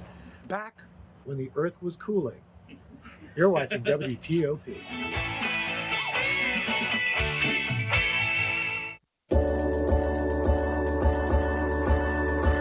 The Kinda Late Show with Chloe and Anna.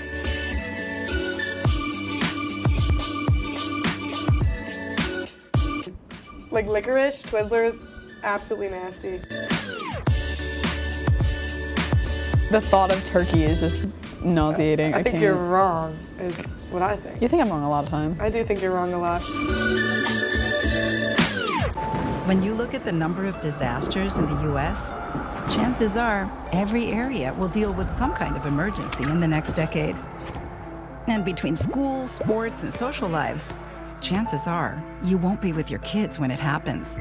Will they know what to do? Ready.gov/kids has the educational tools and information to make the conversation easy. When the time comes, chances are they'll feel prepared, not scared. So talk with your family today.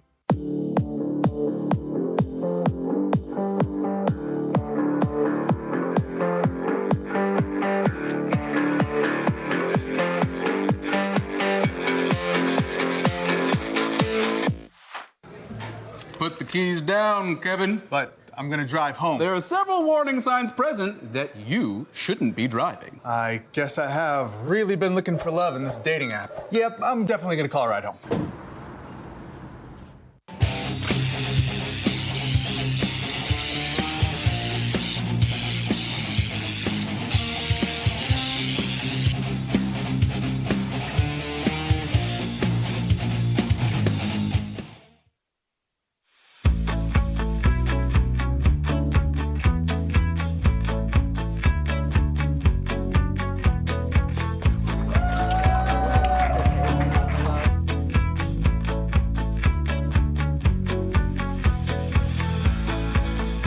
Jill told me it was Kitty from Glee. Yeah, what is it? It's Al Roker.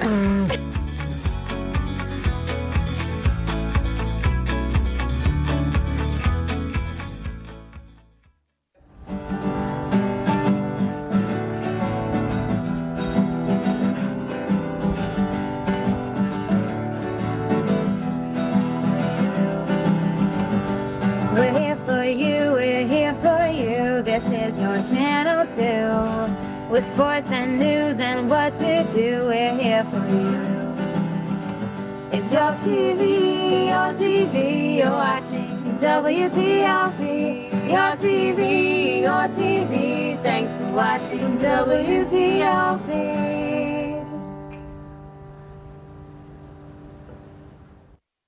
What's going on? Yeah, dude, we go on at like 11:30. It's like No. What do you mean no? It's 10:30. 10:30? Yeah, it's 10:30. What do you mean it's 10:30? Hey, don't touch that. That's my ladder. Hey, man. Whoa. Did you know this book was already discounted 10%? Wow. Get a closer with that one. Broadcast news. Look at that. Can we go back inside? I want to sleep in the studio again.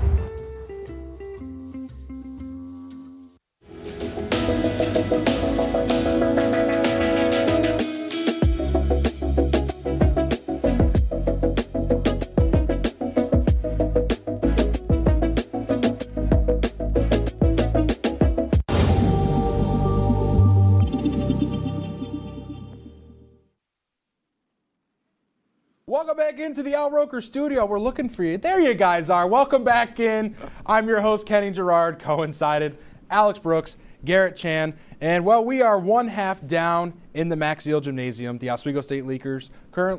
Wow, English is hard like we had said earlier. It's 24-16, Oswego State Lakers on top so far, Alex. Yeah, the Lakers are coming out here on top of the Potsdam Bears, 24-16. As you look at the half summary, it seems like, Potsdam is shooting better so far in the field goal percentage, but Oswego's really doing well with 3-point, and they're doing really well down low, Garrett. Yeah, I mean, kind of just look at both teams not shooting great in that first half. Both teams under that 30% mark. 3-point percentage not great either, under 20%. But it's really just been about being inside, getting those inside shots, working from the mid-range, and also have a chance to kind of just establish your point. Yeah, and like we had said, there's been a couple of cold streaks to start off the half there. Oswego 1 for 6 in their last 6 from the field goal. 3 points, 1 for their last 7, while Potsdam scoreless in the last minute 49 of the half, and 1 for 3 from the 3-point range. It's getting a bit chilly in the Zeal. Yeah, Kenny, you might want to put that Santa hat back on. I might have to. It is getting really cold here in the Max Zeal, and it's really unfortunate because, if you're both of these teams, you want to get out and start hot. I mean, no pun intended, but you want to go out there and you want to put a statement on this game. And I mean, there's obviously still 2 more quarters to go, and I feel like if you have players like Elena Johnson, who has 6 points right now, Giovanna White-Principio, she has 7. You got to rely on those starters. You got to rely on those players down low to get you more ahead in this game if you're the Lakers. 8-point lead at the half, you certainly had the opportunity to push it to double digits. You kind of look at the Lakers, their ability to kind of shoot from the mid-range and also utilize some of their larger players. As for the Potsdam Bears, really their whole game plan has been utilizing the Lakers a little jumpiness from the start. You see the Lakers kind of just attempting the shot, and then the Potsdam Bears, they're sinking it. But then Potsdam Bears at the same time is kind of a double-edged sword. They're trying to make those offensive opportunities, give them up the ball as well. That's right. You took the words right out of my mouth, Garrett. Yeah, that's kind of what starts over the turnover game. You get a little excited and maybe you try a couple of things, get a little too fancy, and sometimes it's going to cost you. And so far for Potsdam, it has cost them 15 turnovers in the first half compared to Oswego's 7. Really, really racking up the Oswego steal count. 10 steals, 3 blocks. Oswego looking really good on defense so far, or is Potsdam just looking a little bit sloppy on the O? Yeah, Potsdam's not really doing what they want to do in this first half, obviously. Having 2 times of the turnovers that Oswego has, that's unacceptable. And if, they're not really getting as much in the rebound department. It's hard today, it's I hard, guess. It's hard. But offensive rebounds, 9 in favor of Oswego to Potsdam's 2. I mean, that's something that you need to do well in if you're going to get back into this game. Having those second chance opportunities, having those second chance points to put you more have a chance in this game. We kind of talked about it a little bit in the pregame show with the Potsdam Bears. Over their last 5 contests, minus 4.8 turnovers margin. So clearly in terms of turnover department, they're giving the ball up a lot. And so when you're facing these tough opponents, or just opponents like the Lakers who kind of just know where to be at the right time, that's where the Potsdam Bears kind of struggle, and that's why they tend to fall behind in most cases, because you're giving the ball up, and by the time you get those opportunities to score and you're not sinking them, you're putting yourself in a larger deficit. Right, and those turnovers are caused a lot. We're not seeing it as much out in the three-point range, out in the middle of the field. We're not seeing a lot of football throws and picks. We're not really seeing that. We're seeing a lot coming from the inside, and that's credit to the Oswego's interior defense so far in this game. Yeah, definitely, and I feel like in their rebound department, they're doing well. I mean, they have 9 offensive rebounds and 13 defensive rebounds. So they're doing really well down low and really kind of causing havoc for this Potsdam Bears team. And I feel like if you're Potsdam, I mean, try to utilize the perimeter a little bit more. I mean, if you're not doing well from down low, try to go on the outside. Try to get players in transition and try to get someone free on the outside, Garrett. You make a great point. And for the inside defense, it's worth looking with some ball talk. So I think it's time we head over to the monitor over here. Oh, yeah. We took a look at specifically, welcome to Ball Talk with me, Shannon Man. We're going to take a look at Giovanna White-Principio. And the reason why is because her prowess both on the offensive and defensive side. We're going to start here. Lakers up right now. You see Principio, number 30, inside the paint, and you just have it play. Watch the anticipation. Stop it right here, or just go a little bit back, and then you see here just her ability, her anticipation to intercept the pass right here. She knows this person inside, they're not sticking a shot from outside. So you're going to work inside, she intercepts the pass there. So we keep going to the next play. White Principio just looking around as it's the instincts, and we see here, stop it right here. Ability, she's all alone inside. You got the big man right here for the Bears, not inside yet. So right now she's just looking at where the ball is. She's not really worried about here because she's not really driving inside. She's not really committing. So you see here, she inside the ball here now. Now you're just focused on the shot. You think about us kicking out, but she's right here. There's no way you're going to attempt a three-point shot. Right place, right time. Just taking the ball, stripping the ball away, and starting another offensive break for the Lakers. This is kind of just the thing we've seen with White Principio, her ability to be inside, anticipating the play. Here again, right place, right time, just under the hoop. She's just going to be camped right here. For the Lakers, you could collapse right in the paint here because there's no one set up on the perimeter. There's no one set up here. The play is right over here. So we'll see what White Principio and the Lakers can do in the second half. So we'll send it over to Zeal right after this short break with Brian Burrows and Jolie Santiago with all the second half action. Up Garrett.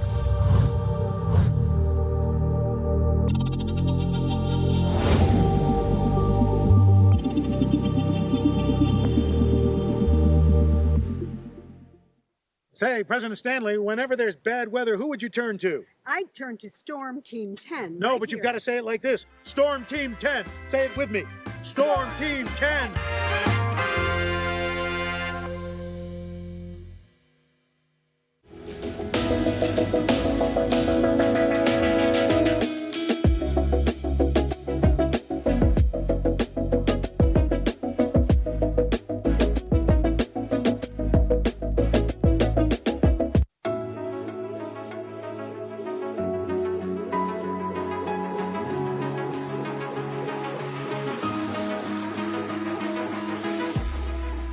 Roll it.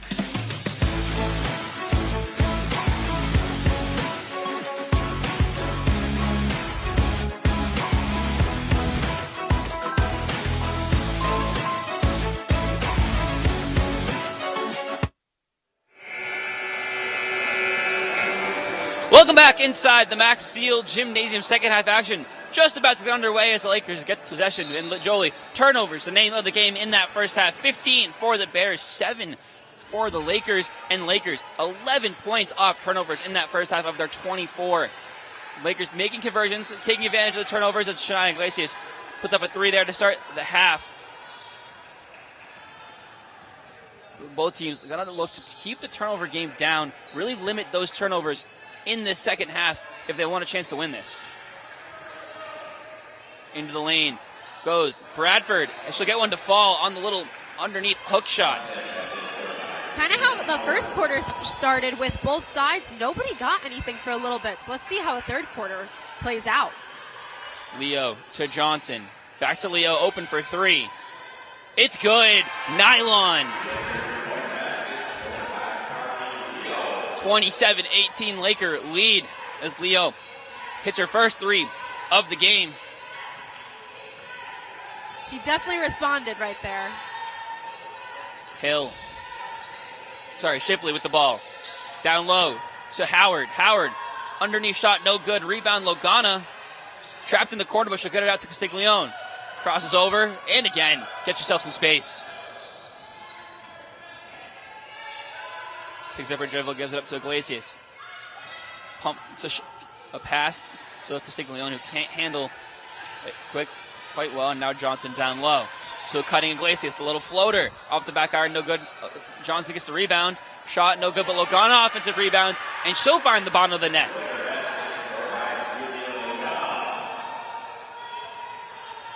Yeah, they're setting their feet right now just to look at where they want to put it. But for Potsdam Bears, I think they're, again, trying to see what works for them against Oswego. And they're not finding it very quickly, so Oswego's able to catch it right then and there. That one blocked around the rim. And now Iglesias brings it up the court. Gives that to Leo, who double teamed. Looks like the Bears are in zone here as it down low to Logana outside to Castiglione. The deep three is good. Back-to-back three makes by the Lakers. Yeah, Castiglione last season had most baskets for the whole team. And this is the first time that she scored her three this game. So I don't know if that's going to pick up throughout, but I would like to see it. Shipley drives lane. Iglesias, tight defense, keeps her from the rim. Now Bradford drives lane. Euro step. No charge, and she can't make the shot fall. Castiglione, though, loses the ball. Howard, 2-on-2 to Bradford. Bradford under the net, fouled by Logana, had her hands up, but too much contact, according to the ref, as Ziel Bradford heads to the line. Ziel Bradford was able to make her shots earlier. Those free throw shots were crucial to getting ahead. But kind of other than that, she wasn't able to make any other plays. Yeah, you mentioned Bradford. 1 point that coming at the free throw line was 0 of 4 from the field, though. She did make her first free throw attempt there. And makes them both. Now 16 of 23 this year, shooting just under 70% from the charity stripe. Shai Iglesias runs point for the Lakers. It's a little ice on the top of the key, drives the lane, floater, no good. Gets her offensive rebound. I'm going to call foul on Iglesias. Push off on the rebound attempt. Iglesias' first foul, second foul for the Lakers early in this third quarter as Shipley brings the ball up the court.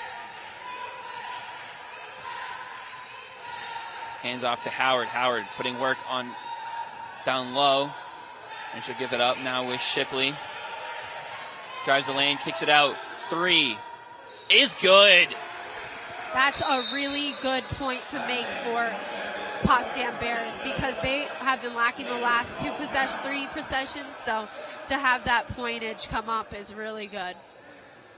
But what do you think has been going on so far? I feel like, based on what I'm seeing, it just looks like they're kind of trying to find out what works best for the Bears. And I think that's good. Definitely figure it out. But is it getting too late in the game to kind of not totally over, but is it getting too late in the game? I don't know if it's too late. We're pretty early here in this third quarter, but you mentioned it. It is the second half, and adjustments haven't been made quite yet for this Bears team to the Lakers defense, which is something that they need to definitely do if they want to tighten this now 9-point advantage for the Lakers.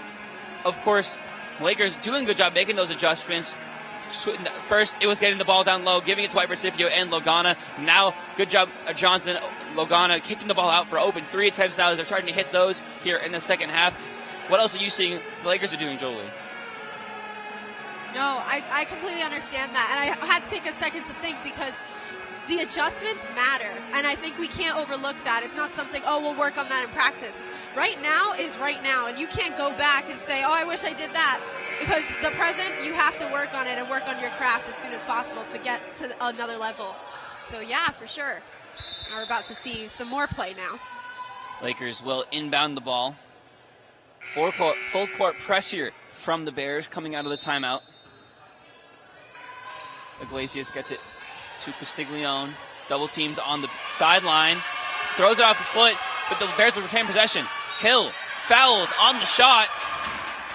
And excellent full court pressure from the Bears. They're forced the turnover and a shot.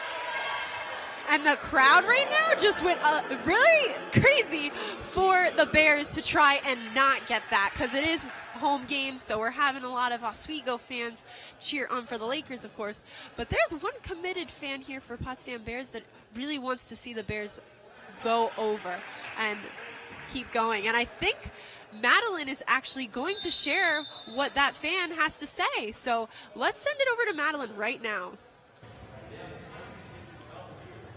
All right, so I am here with Seth, and he is the father of one of our Potsdam players. Can you tell me a little bit about your daughter? Zio Bradford, she's a junior 2 guard, and right now she is getting on my nerves. So you said she's getting on your nerves. What would you have to say about her game so far? Game so far is pretty good. She's turning it up on the defensive end.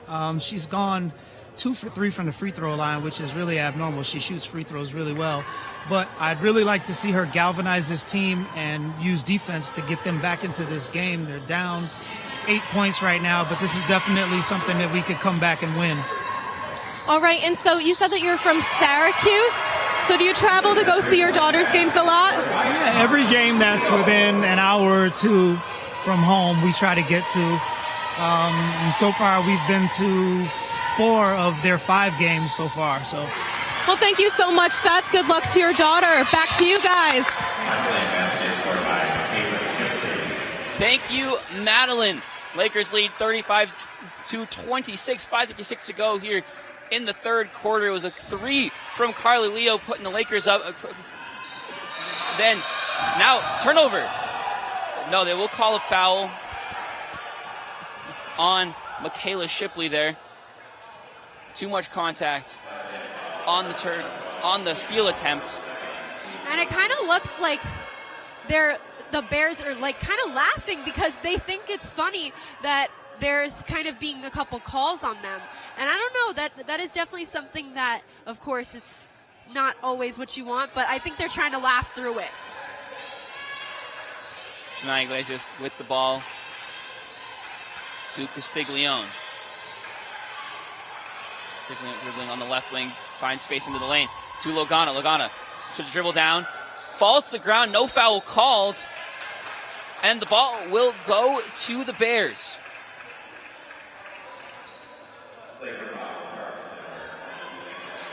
Elena Johnson called for a foul. Lakers' 4th foul here in the third quarter.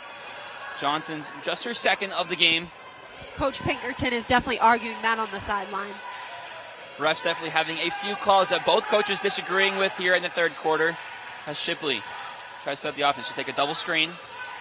Finds space in the lane. Kicks out to Bradford. Bradford, Euro step, gives it up to Cotter. Cotter, pump fake for space. Off the glass, it's good. 35-28, Lakers lead. Leo. Logana. Hooked up her dribble to Johnson. Space in the block before dribbling out to the line. And now to Castiglione.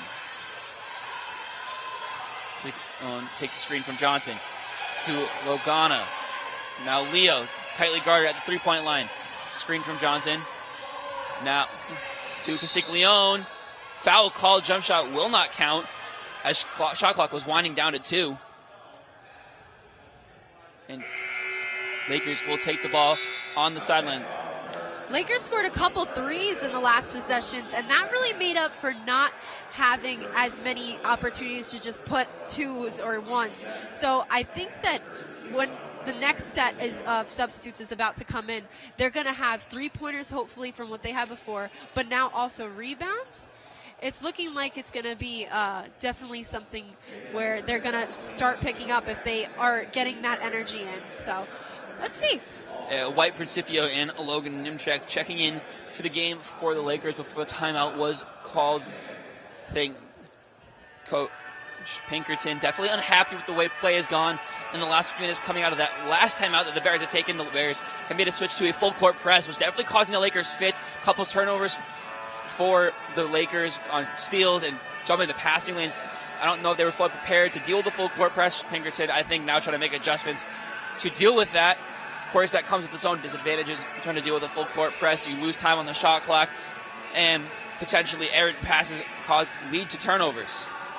Yeah, errors and turnovers are like synonymous right now. We've seen them a lot, at least in the first half.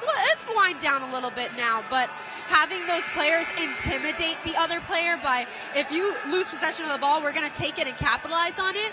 That's a really big thing, and that's when you start playing timid. The other team will start playing timid if you're able to capitalize on those plays. So it's really on top of the other team's opponent, for every opponent to really think, I need to take care of this ball or it's going elsewhere. Coming out of the timeout, 4:42 on the clock. Lakers have not scored in a minute and 37. Not too long of a scoreless run, but definitely need to break that. Bears trying to make a charge here in this third quarter. Iglesias into Leo. Now Castiglione. Back to Leo. They haven't really put down a dribble here. Leo now crosses over, loses the ball. 8 on the shot clock. Iglesias tried to jump the pass lane, was Bradford. With 3 on the clock, just fadeaway jump shot. She is fouled by Bradford on the shot, and she will go to the line. Lucky foul there, call for the Lakers as Iglesias, time running down, really wasn't putting up a high percentage shot. Fadeaway near the baseline, not an easy shot to make as the Bears pressing in all facets of the defense, full court and half court presses. Iglesias makes that first free throw attempt, 36-28 Laker lead. And I can tell that Zael Bradford is trying to make plays. Like, it's no question of whether she's there and ready. It's just the fact of how she's doing it, that she's getting calls on her. And I think she doesn't need to scale back, but more of put the pressure on the player in the right way. Iglesias made both free throws, now up to 5 points as Hale kicks it out to Shipley. In low to Howard. Pump fake gets space, but shot hits the front iron and does not go in. Iglesias. Bradford tries to take it away. Now Iglesias slows it down. To Johnson. Howard on her. To Castiglione. White Principio sets the screen. Castiglione. Pull up jump shot from the free throw line. No good. Rebound to Cotter. Now Shipley. Brings it across the half court line. And sets up the play. Needs to be a double screen. She's go to the right. Castiglione tips away the pass. Now Bradford through double team. Can't make it. And now Castiglione pushes defense the other way. Tipped away by Shipley. She'll find space into the lane. Shot off the glass. No good. Howard now slows down the pace on the offense. 20 seconds on the shot clock with 3:07 remaining in this third quarter. Now Howard, step back 3. No good. Leo grabs the board.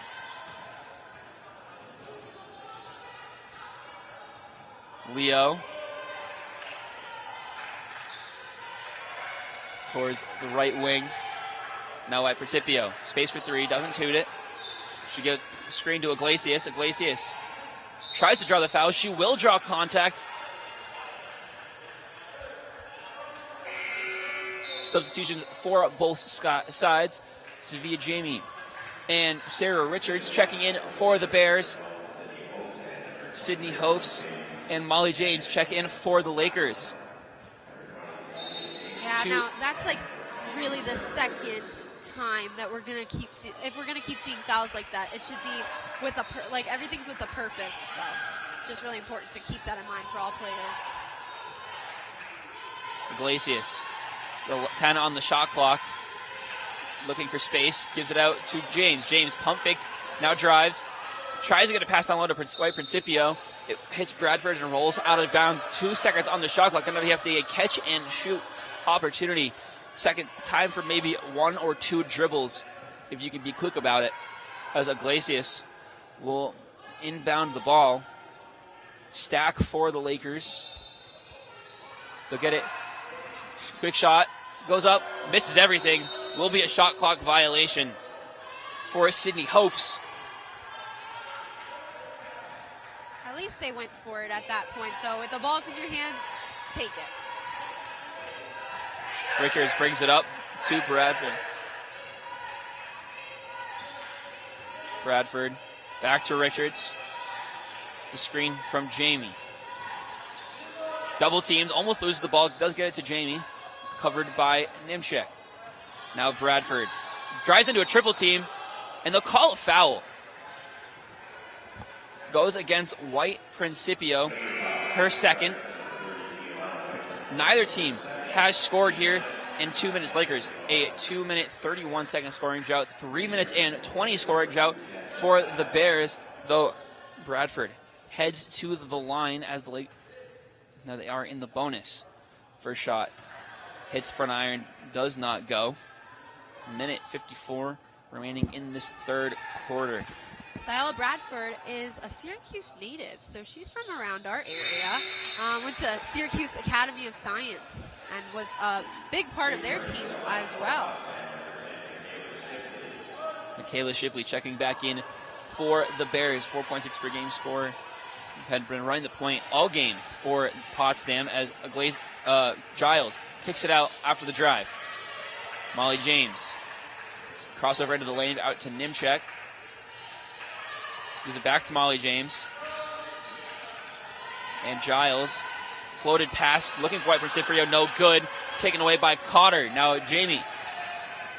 Almost tipped away by Nimchek. Good defense there. Slows down the break. Minute 20 on the clock, 20 seconds on the shot clock. Shipley, guarded by Hofs, kicks to the corner. 3 is good. High bounce off the rim and in for Carly Hill. 37-32 Laker lead. Lakers have led this entire game, but Potsdam breaking down the score. That will look to be blocked, but White Principio grabs it, and she will be fouled on the second chance effort.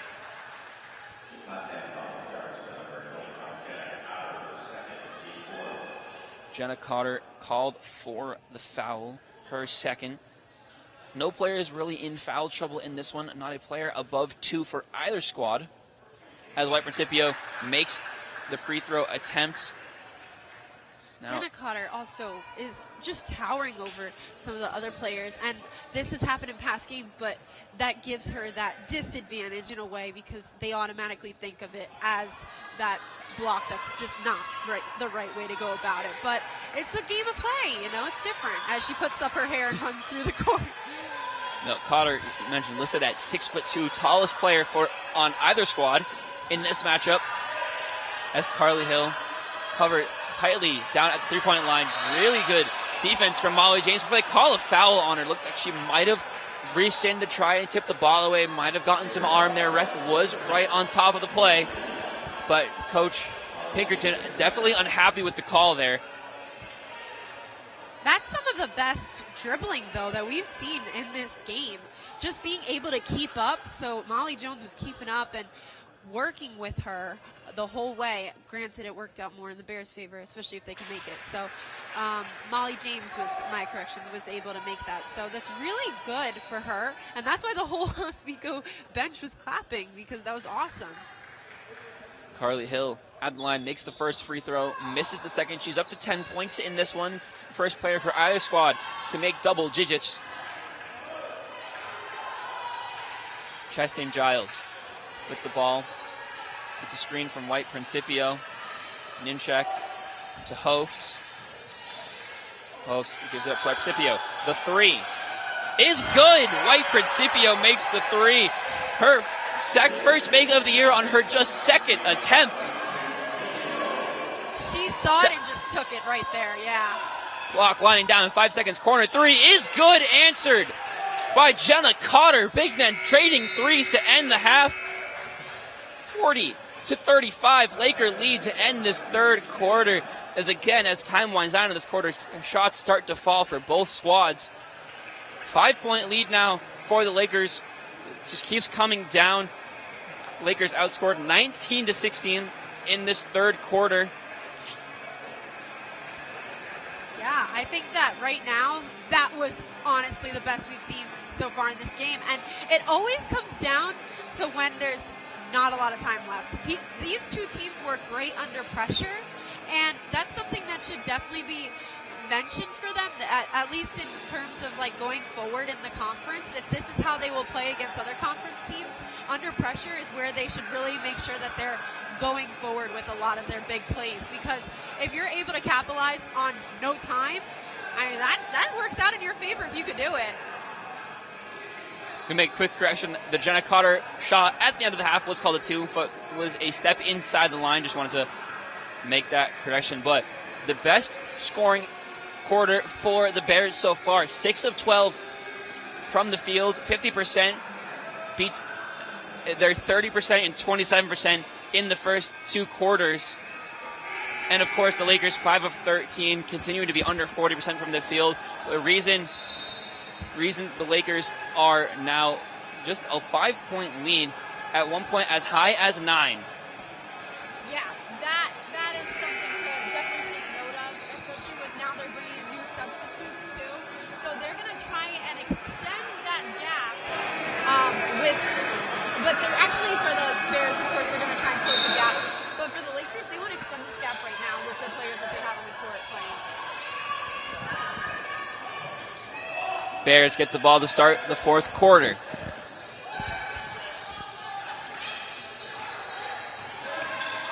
Download Howard off the side iron, no good. Shot to the glass, as Molly James pushes up the break before slowing it down. Giles now with the ball on the right wing. Download to Nimchek. Howard on her, spin, hook shot, no good. Howard grabs the rebound. Sky Howard now 7 rebounds, 8 points, double-double watch for her. We do have a double-double for Giovanna White-Percipio, 10 points, 11 rebounds. 3 in the corner, no good from Carly Hill. Now Lakers with possession, baseline, Molly James. A lot of contact on the baseline, and James goes down. She will get up under her own power. Molly James is just laughing it off a little bit, like, oh, okay, that happened. But I think she definitely is good, and that's what also is a part of the sport. When you feel that, you're like, oh, now I got to go. Giles gets it in with time winding down. Crosses over, step back, jump shot. No good, off the side iron. Brought up now by Michaela Shipley. Shipley in this one, just 2 points, 1 of 3 from the field, 5 rebounds, 3 assists though. As she goes to the lane, kicks to the corner, Sarah Richards. Now Jamie drives the lane, almost got taken away, but the little underhanded shot off the glass will fall. 3-point lead now for the Lakers as the Bears continue to make a charge. Yeah, they left her a little bit too open for that. She was definitely going to rush the basket. Molly James, the corner 3 is good. Answers right away. Lakers on the board in the fourth quarter. James, her first points of the game. Shipley looking to answer. Gets it to Howard. Covered by Nimchek. Almost puts the ball off her knee, but does back down Nimchek. Shot off the glass and no good. Just a little too strong. White-Percipio grabs the rebound, and now Chastain Giles quickly. Now cutting Host fouled on the layup attempt, and she'll go to the line.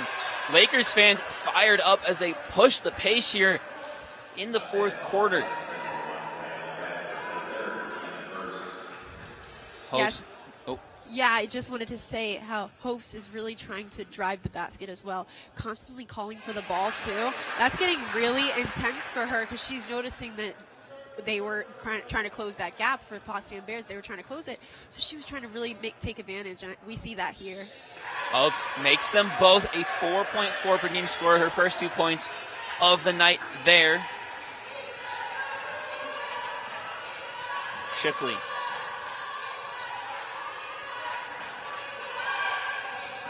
Now Howard drives the lane off the glass, fouled, will go to the line. Nimchek called.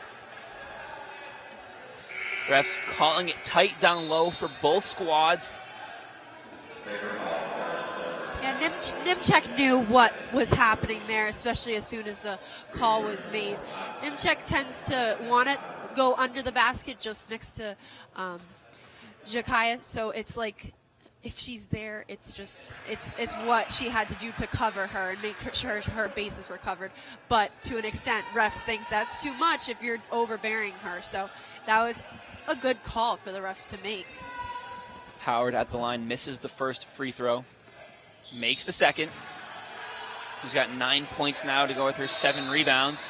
And a travel will be called on Sydney Host, giving the ball right back to the Bears.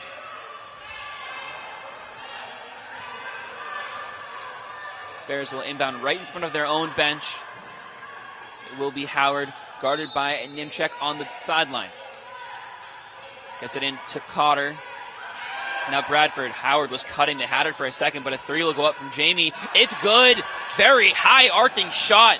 Gets the Potsdam Bears to 41 points. A lead now just 4. What a crossover from Giles. Gets herself some space. Now Host. Pump fake. Now back to Nimchek. Baseline shot. Off the iron. No good. Hustle rebound by Host, and it will be a jump ball. Lakers call timeout to retain possession.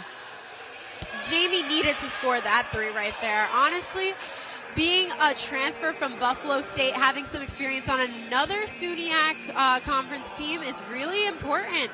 And I think that might be where some of her skill set comes from because, yeah, she had a turnover a little earlier in the first quarter, but she's picked up a bit from it. And I think that's awesome to see teams using different players. Honestly, this game has not been about Jakaya Howard like people thought it would be. So I think that's surprising to see everybody's using the bench. Yeah, we talked about it in the pregame show. One of my keys to the game for the Lakers was get the bench involved. The Bears, not so much. Of the 7 players that have hit the court, 6 of them have scored, 5 of them being the starters. So Lakers lead certainly attributed somewhat to the bench play. Giovanni Principio coming off the bench, 10 points, 13 rebounds. But starters like Castiglione and Johnson and Carly Leo, all 6 points each, 18 points for the Lakers, 45 coming from the starters, plus 5 from Iglesias and 4 from Logana.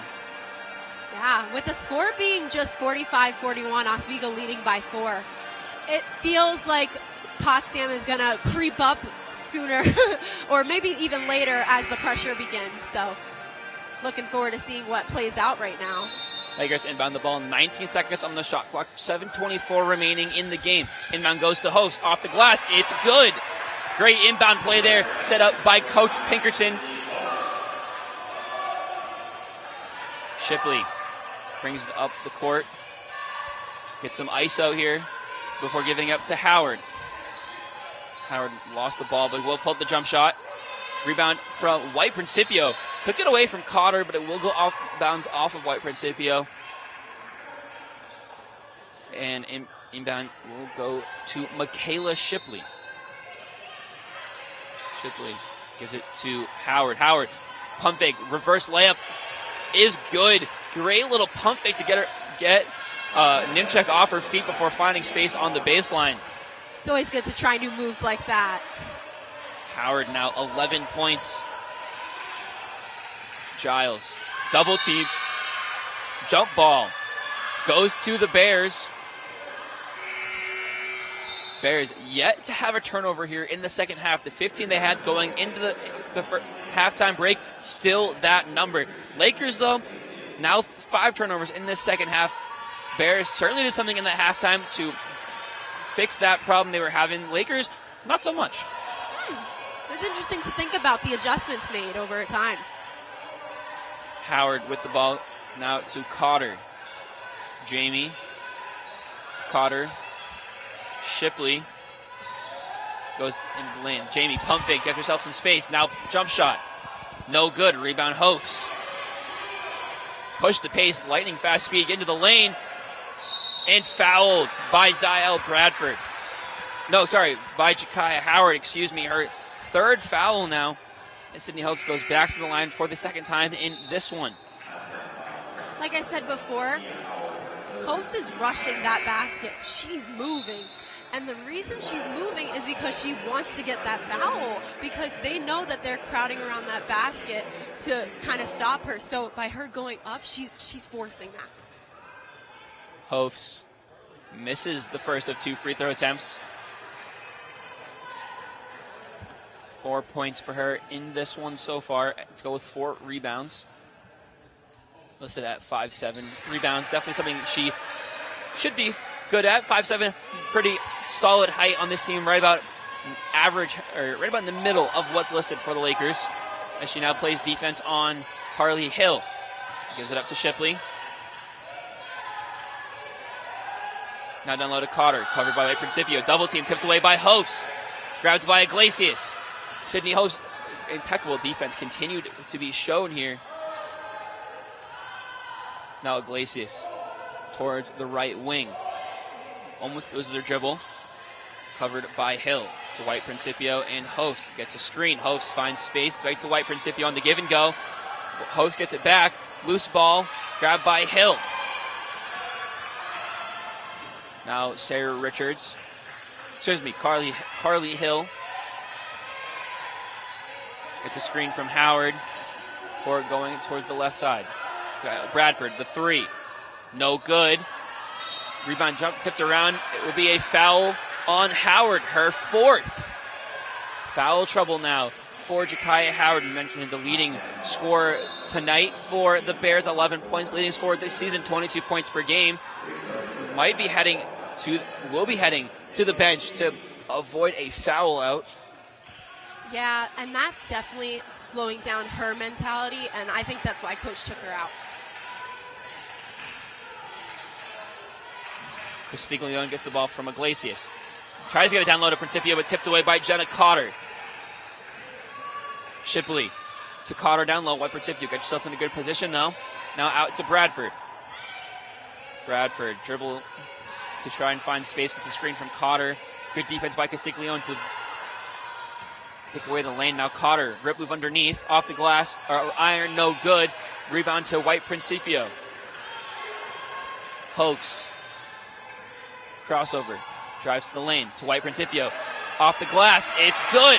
Great play by Sydney Hopes. Crossover into the lane, draws the defense in, and has a wide open White Principio on the backside. As timeout, calls timeout. Lakers lead 50-43, 4:25 on the clock.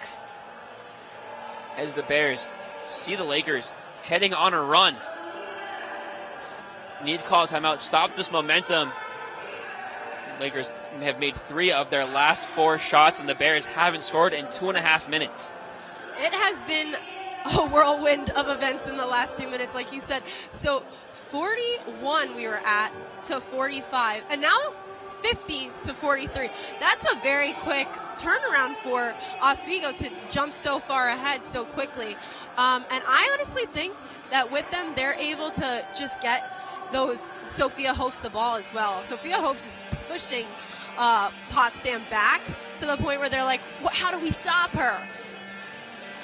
Yeah, you mentioned Sydney Hopes really pushing the pace here late in this 4th quarter, doing an excellent job to keep the Bears on her toes. Not only is she driving and making layups, she's driving and passing. She's doing an excellent job as his backup point guard coming off the bench to keep the Bears defense just moving, not able to set their feet, not able to set up a defense. The Bears look like they're doing a good job. They come in from the double team. They try to stop Hopes from passing the ball, but Hopes, excellent pass skill. You've seen her kind of pass around behind the side of the defender, pass over the top of the defender. She's really showing her passing vision in this one as well. Your basketball IQ is on point, and it shows. So Hopes, keep doing what you're doing to try and get the ball to players, but also to yourself. And go for those 3-pointers too. If you're there and you feel ready for it, do it. She leads all players with 5 assists in this one. She had 8 coming into the game, so a little over, or about 1.3 assists per game. That number definitely going to go up after this one as Bradford drives the lane. Blocking foul going to be called against Logan Castiglione.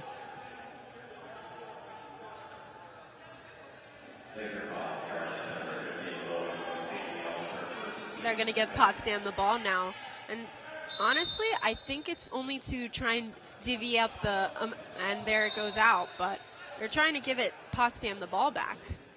Yes, tipped away by Shania Iglesias on the inbound attempt. Michaela Shipley looking for Zavia Jamie. 5 seconds to get the ball in. Shipley gets it. Now tipped away. Tried to be saved by Carly Hill, but Shipley now double teamed on the baseline. Ball tipped. Cotter grabs the loose ball. Now Hill, the three.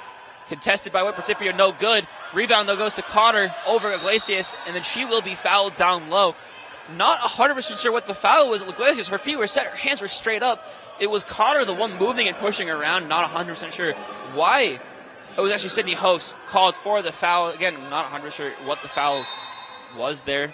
I don't know either, but it seems like just Jenna being such a tower over the other players really puts the refs like, hold on, you know? Yeah. Hill, Shipley, the three, no good. Elena Johnson stops the break, gets it across to Castiglione. She's got space to work. Now she gets up to Iglesias. Covered by Carly Hill. Now Iglesias, space, pull up, jump shot. Front iron, no good. Goes right to White Principio. She'll kick it out. Host steps into the lane. Now back down to White Principio. Shot, no good. She'll get the offensive rebound. No, it'll be a jump ball. 3:27 remains on the clock. Lakers a 50-43 lead. As looks like Jakaya Howard checking back into the game. Her, again, 4 fouls for Howard. One more, she is done. We get inbound here to White Principio. It's out to Castiglione. 15 seconds on the shot clock. 3:20 remains in this one. Castiglione picks up her dribble, goes down low to White Principio, but it's tipped away. Pretty obviously the Lakers game plan. They keep trying to get the ball down low to White Principio as Bradford. Now to Shipley. Down low to Howard. Face up on Johnson. Now back to her. Gets a good pass to Bradford. Did not get her feet up, but a foul will be called on Sydney Hopes.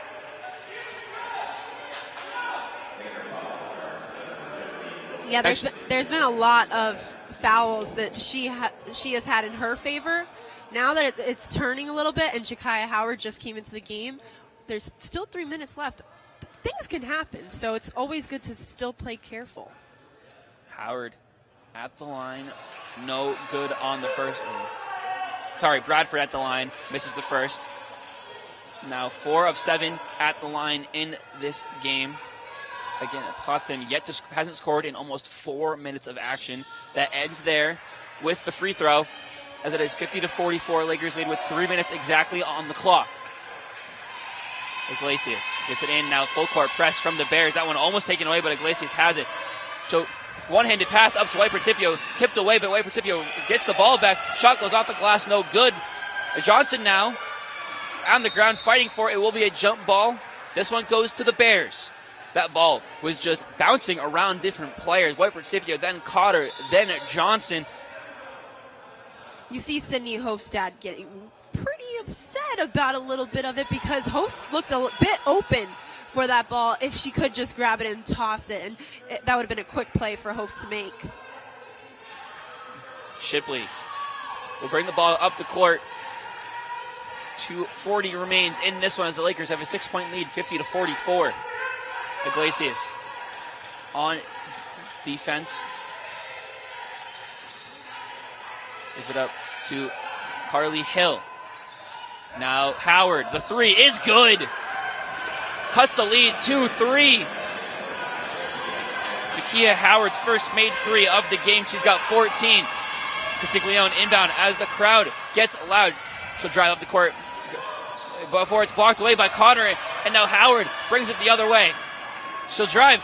Iglesias the only one there. Tries to set up a charge. And it'll be a blocking foul. No! Blocking foul called on Iglesias. She tried to set her feet. As the and one goes down, Bears have a chance to tie it. They haven't led at all in this one. And with 2:05 remaining in the game, it will be Howard at the line to tie it. Yeah, this is something. The crowd is going crazy because they don't think that was a foul. And to be quite honest, if they're rushing like that, it is. And that's when you have to just think, okay, I got to get smart. But they just got the rebound back, and they're going to keep going. But that was a really good opportunity and would have tied up the game. It was Howard missed the free throw. White Principio grabbed the rebound and was instantly fouled. Iglesias will inbound, gives it to Hofs. Sorry, Johnson. Hofs to White Principio. Full court pass. Now Johnson. Johnson to Hofs. The pull-up jump shot from the sideline. No good. Rebound to Carly Hill. Hofs needed to make that three-pointer to kind of secure their sanity right now, but Howard's going for it. Howard loses the ball, trying to put up a shot. No foul called on Elena Johnson. And the Lakers get the ball back. 1:43 on the clock, and they lead by 1. Iglesias will inbound. Full court press once again from the Bears. They try to take the lead for the first time in the game. Hofs pushes past the double team. Now Castiglione on the near sideline. And now Iglesias and the Lakers slow it down. 20 on the shot clock. They can bring this clock down. Iglesias drives towards the right side, gives it up to Hofs. She'll push to the middle. Fakes the jump shot. Now Principio with the jump shot. It's good. Lead back to 3. That made everyone in the crowd really happy because they could breathe a little bit. That breaks a 2-minute and 50-second scoreless run for the Lakers. As it's Hill to Howard. The 3 contested. No good off the side iron. Out of bounds. Lakers will get the ball. 1:03 on the clock. As time winding down on the Bears. Not sure a contested 3 there with some time on the shot clock was the play to make for Howard. She tried to play hero ball as Zyle Bradford checks out of the game. Hofs gets the inbound. Quickly back to Iglesias and quickly up to Castiglione as they break the full court press. Gives it back to Iglesias, but she's tightly played by Shipley, but she breaks away. Runner, no good. Rebound to Howard. Howard pushes space, but she is 1 on 3. Looking to the baseline, loses her dribble. She steps out of bounds, turns the ball back over to the Lakers with 44.9 remaining. It looked like her toe was just on the paint right there.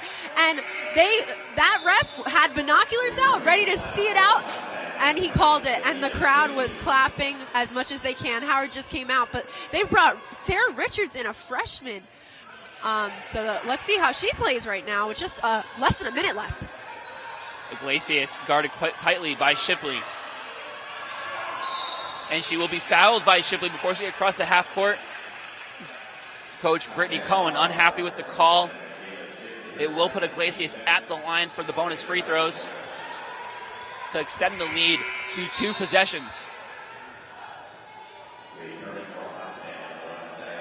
Zyle Bradford, Jakia Howard checking back in for the offensive side of the ball. That's the game Brittany Cohen is playing, putting good defenders in on defense and putting the good offensive players back in on offense. As Iglesias at the line for her first, no good. Still a 3-point game, 36.1 seconds remaining. Iglesias in this one, 5 points, just 1 of 9 from the field, but she is now 2 of 3 from the charity stripe. Last season, she had 6 free throws. That's not as many as you would like to see from a player of this standard. So it's definitely something that she probably would want to work on this season. She misses the second free throw as well. Timeout, Potsdam. And we're going to send it down to our sideline reporter, Madeline Cummings. Madeline, what do you got for us?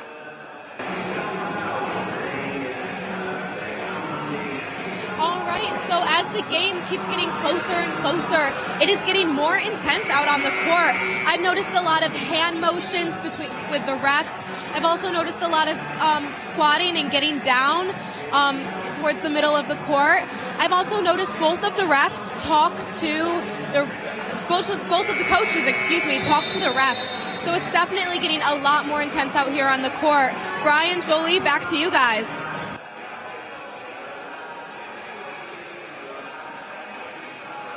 Thank you, Madeline. 35.6 seconds on the clock. Lakers lead 52-49 as the Bears have the ball coming out of the timeout. Just a little stats update for you as game winds down. White Precipio, 14 points, 17 rebounds. That is the season high for the team this year. We're 1 3-pointer away from it being a tie. Shipley goes into the lane. Guarded by Iglesias on the block. Gives it up to Bradford. Bradford to Cotter. Cotter blocked by White Principio down low. Bears will retain it, but what a play by White Principio. White Principio you can count on to stop those bigger players. And Jenna Cotter was trying there, but just wasn't enough. Howard drives baseline, makes the shot. 52-51, Lakers lead, 20 seconds on the shot clock. Bears are going to have to foul, but a cross-court pass to Castiglione. She spins away from the defender. Time winding down, 16 seconds. Now in the hand of Hofs. She's fouled, 13 seconds. Bears wasted a lot of time not getting a foul off as they send Sydney Hofs to the line. 3 of 4 in this game. Every time the Bears are getting close, there's something that stops them. And I'm sure Coach Cohen is frustrated. You just see it by the tone of her calling actions to the players. And like now, she's getting frustrated. Everybody on the Potsdam Bears is frustrated. Hofs makes the first, extends the lead to 2 points. Makes them both 54-41. Lakers lead. Potsdam once again calling timeout to move that ball past the half-court line, shorten the time they have to get it across the half. Now, the Bears need to make this shot if they want a chance to win this game. A missed shot here probably ends it. Who is getting the shot, Jolie? Yeah, it's really all about trying to get those players in and out, you know, getting those plays and then going. And right now, that's what the Bears have to do. Unless they can make a three-pointer, but they haven't been able to really go and get those as often as I think they were hoping, especially Jakaya Howard. So it's a little disappointing for her, I think. She's probably like, what happened? This week I've been doing so good. It's this game. I think it's Oswego's defense really putting that pressure on her. Howard does have 18 points, but she's just 8 of 21 from the field. Shipley inbound, gets to Carly Hill. She has space, she'll put up a very contested 3. It's blocked. White Principio gives the ball up to Castiglione. She'll push down the court, and she is fouled with 6.2 seconds on the clock, and she will go to the line to make it a 4-point game. You can tell that it's just as the time goes on and the gap gets bigger, Potsdam's getting sloppier with their plays. Instead of making those precise calls and telling your other players, hey, I'm going here, now they're just going with whatever flows to try and get some points up. But it's not working because they're just rushing it. Castiglione misses the first. Again, Lakers fail to extend this lead past 1 possession. She does have a second opportunity. She's takes the second, and she makes it. 4-point game. Bears need a quick shot. Shipley pushes up the court. 4 seconds on the clock. She'll put up a running 3. Unneeded. White Principio grabs the rebound, and the Lakers will win their first conference game of the season. 55-51 victory over the Potsdam Bears. Lakers improve to 4-2. Bears fall to 4-2. And Jolie, this game got very tight down the stretch. I love it. I'm so glad that this was their home opener. It was their SUNY conference opener, and Lakers were able to come out with a bang right now. So it's most definitely a really good opportunity for them that they took, grabbed, and made it work, especially with the odds against them in the past. When losing to Potsdam in the last 8 matchups, the odds were against them. But it's looking like a very positive night for Oswego. Yeah, you mentioned it. Lakers breaking the 8-game win streak by the Bears. They hadn't won since February 3rd of 2018. But That's now, a whole nother group of players over there. Exactly. None of these players had beaten Potsdam. But for the Lakers, it was Giovanna White Principio, 14 points, 18 rebounds for the sophomore. Sure, dominance just took over this game at points. Yeah, for sure. And having such a vital player right under the basket, grabbing those rebounds. But then she's also versatile because she was able to get a three-pointer, get a couple twos in there. That is so crucial if you're able to work with the players that are out there and not have to constantly exchange in and out. She was in the game for a long period of time. For being a sophomore, for being somebody that just is learning the game with the veterans on the team, that's really good. And for the Bears, it was 2 players reaching that 10-point plateau. Jakaya Howard, 18 points on just 8 of 21 from the field. Carly Hill, 10 points on 3 of 9. Wasn't enough to overcome the Lakers. Yeah, that's really important. That's a good point. Overcoming what they already had made is something that you it's hard to break down systems. So to be able to manipulate it was good. But Lakers win 55-51. That'll do it. Brian Burrows, Jolie Santiago. We're going to take a break. Send it back to the guys in the studio. We'll be back for Game 2 as the men's take on the Potsdam Bears. But for now, to Kenny, Garrett, and Alex in the studio.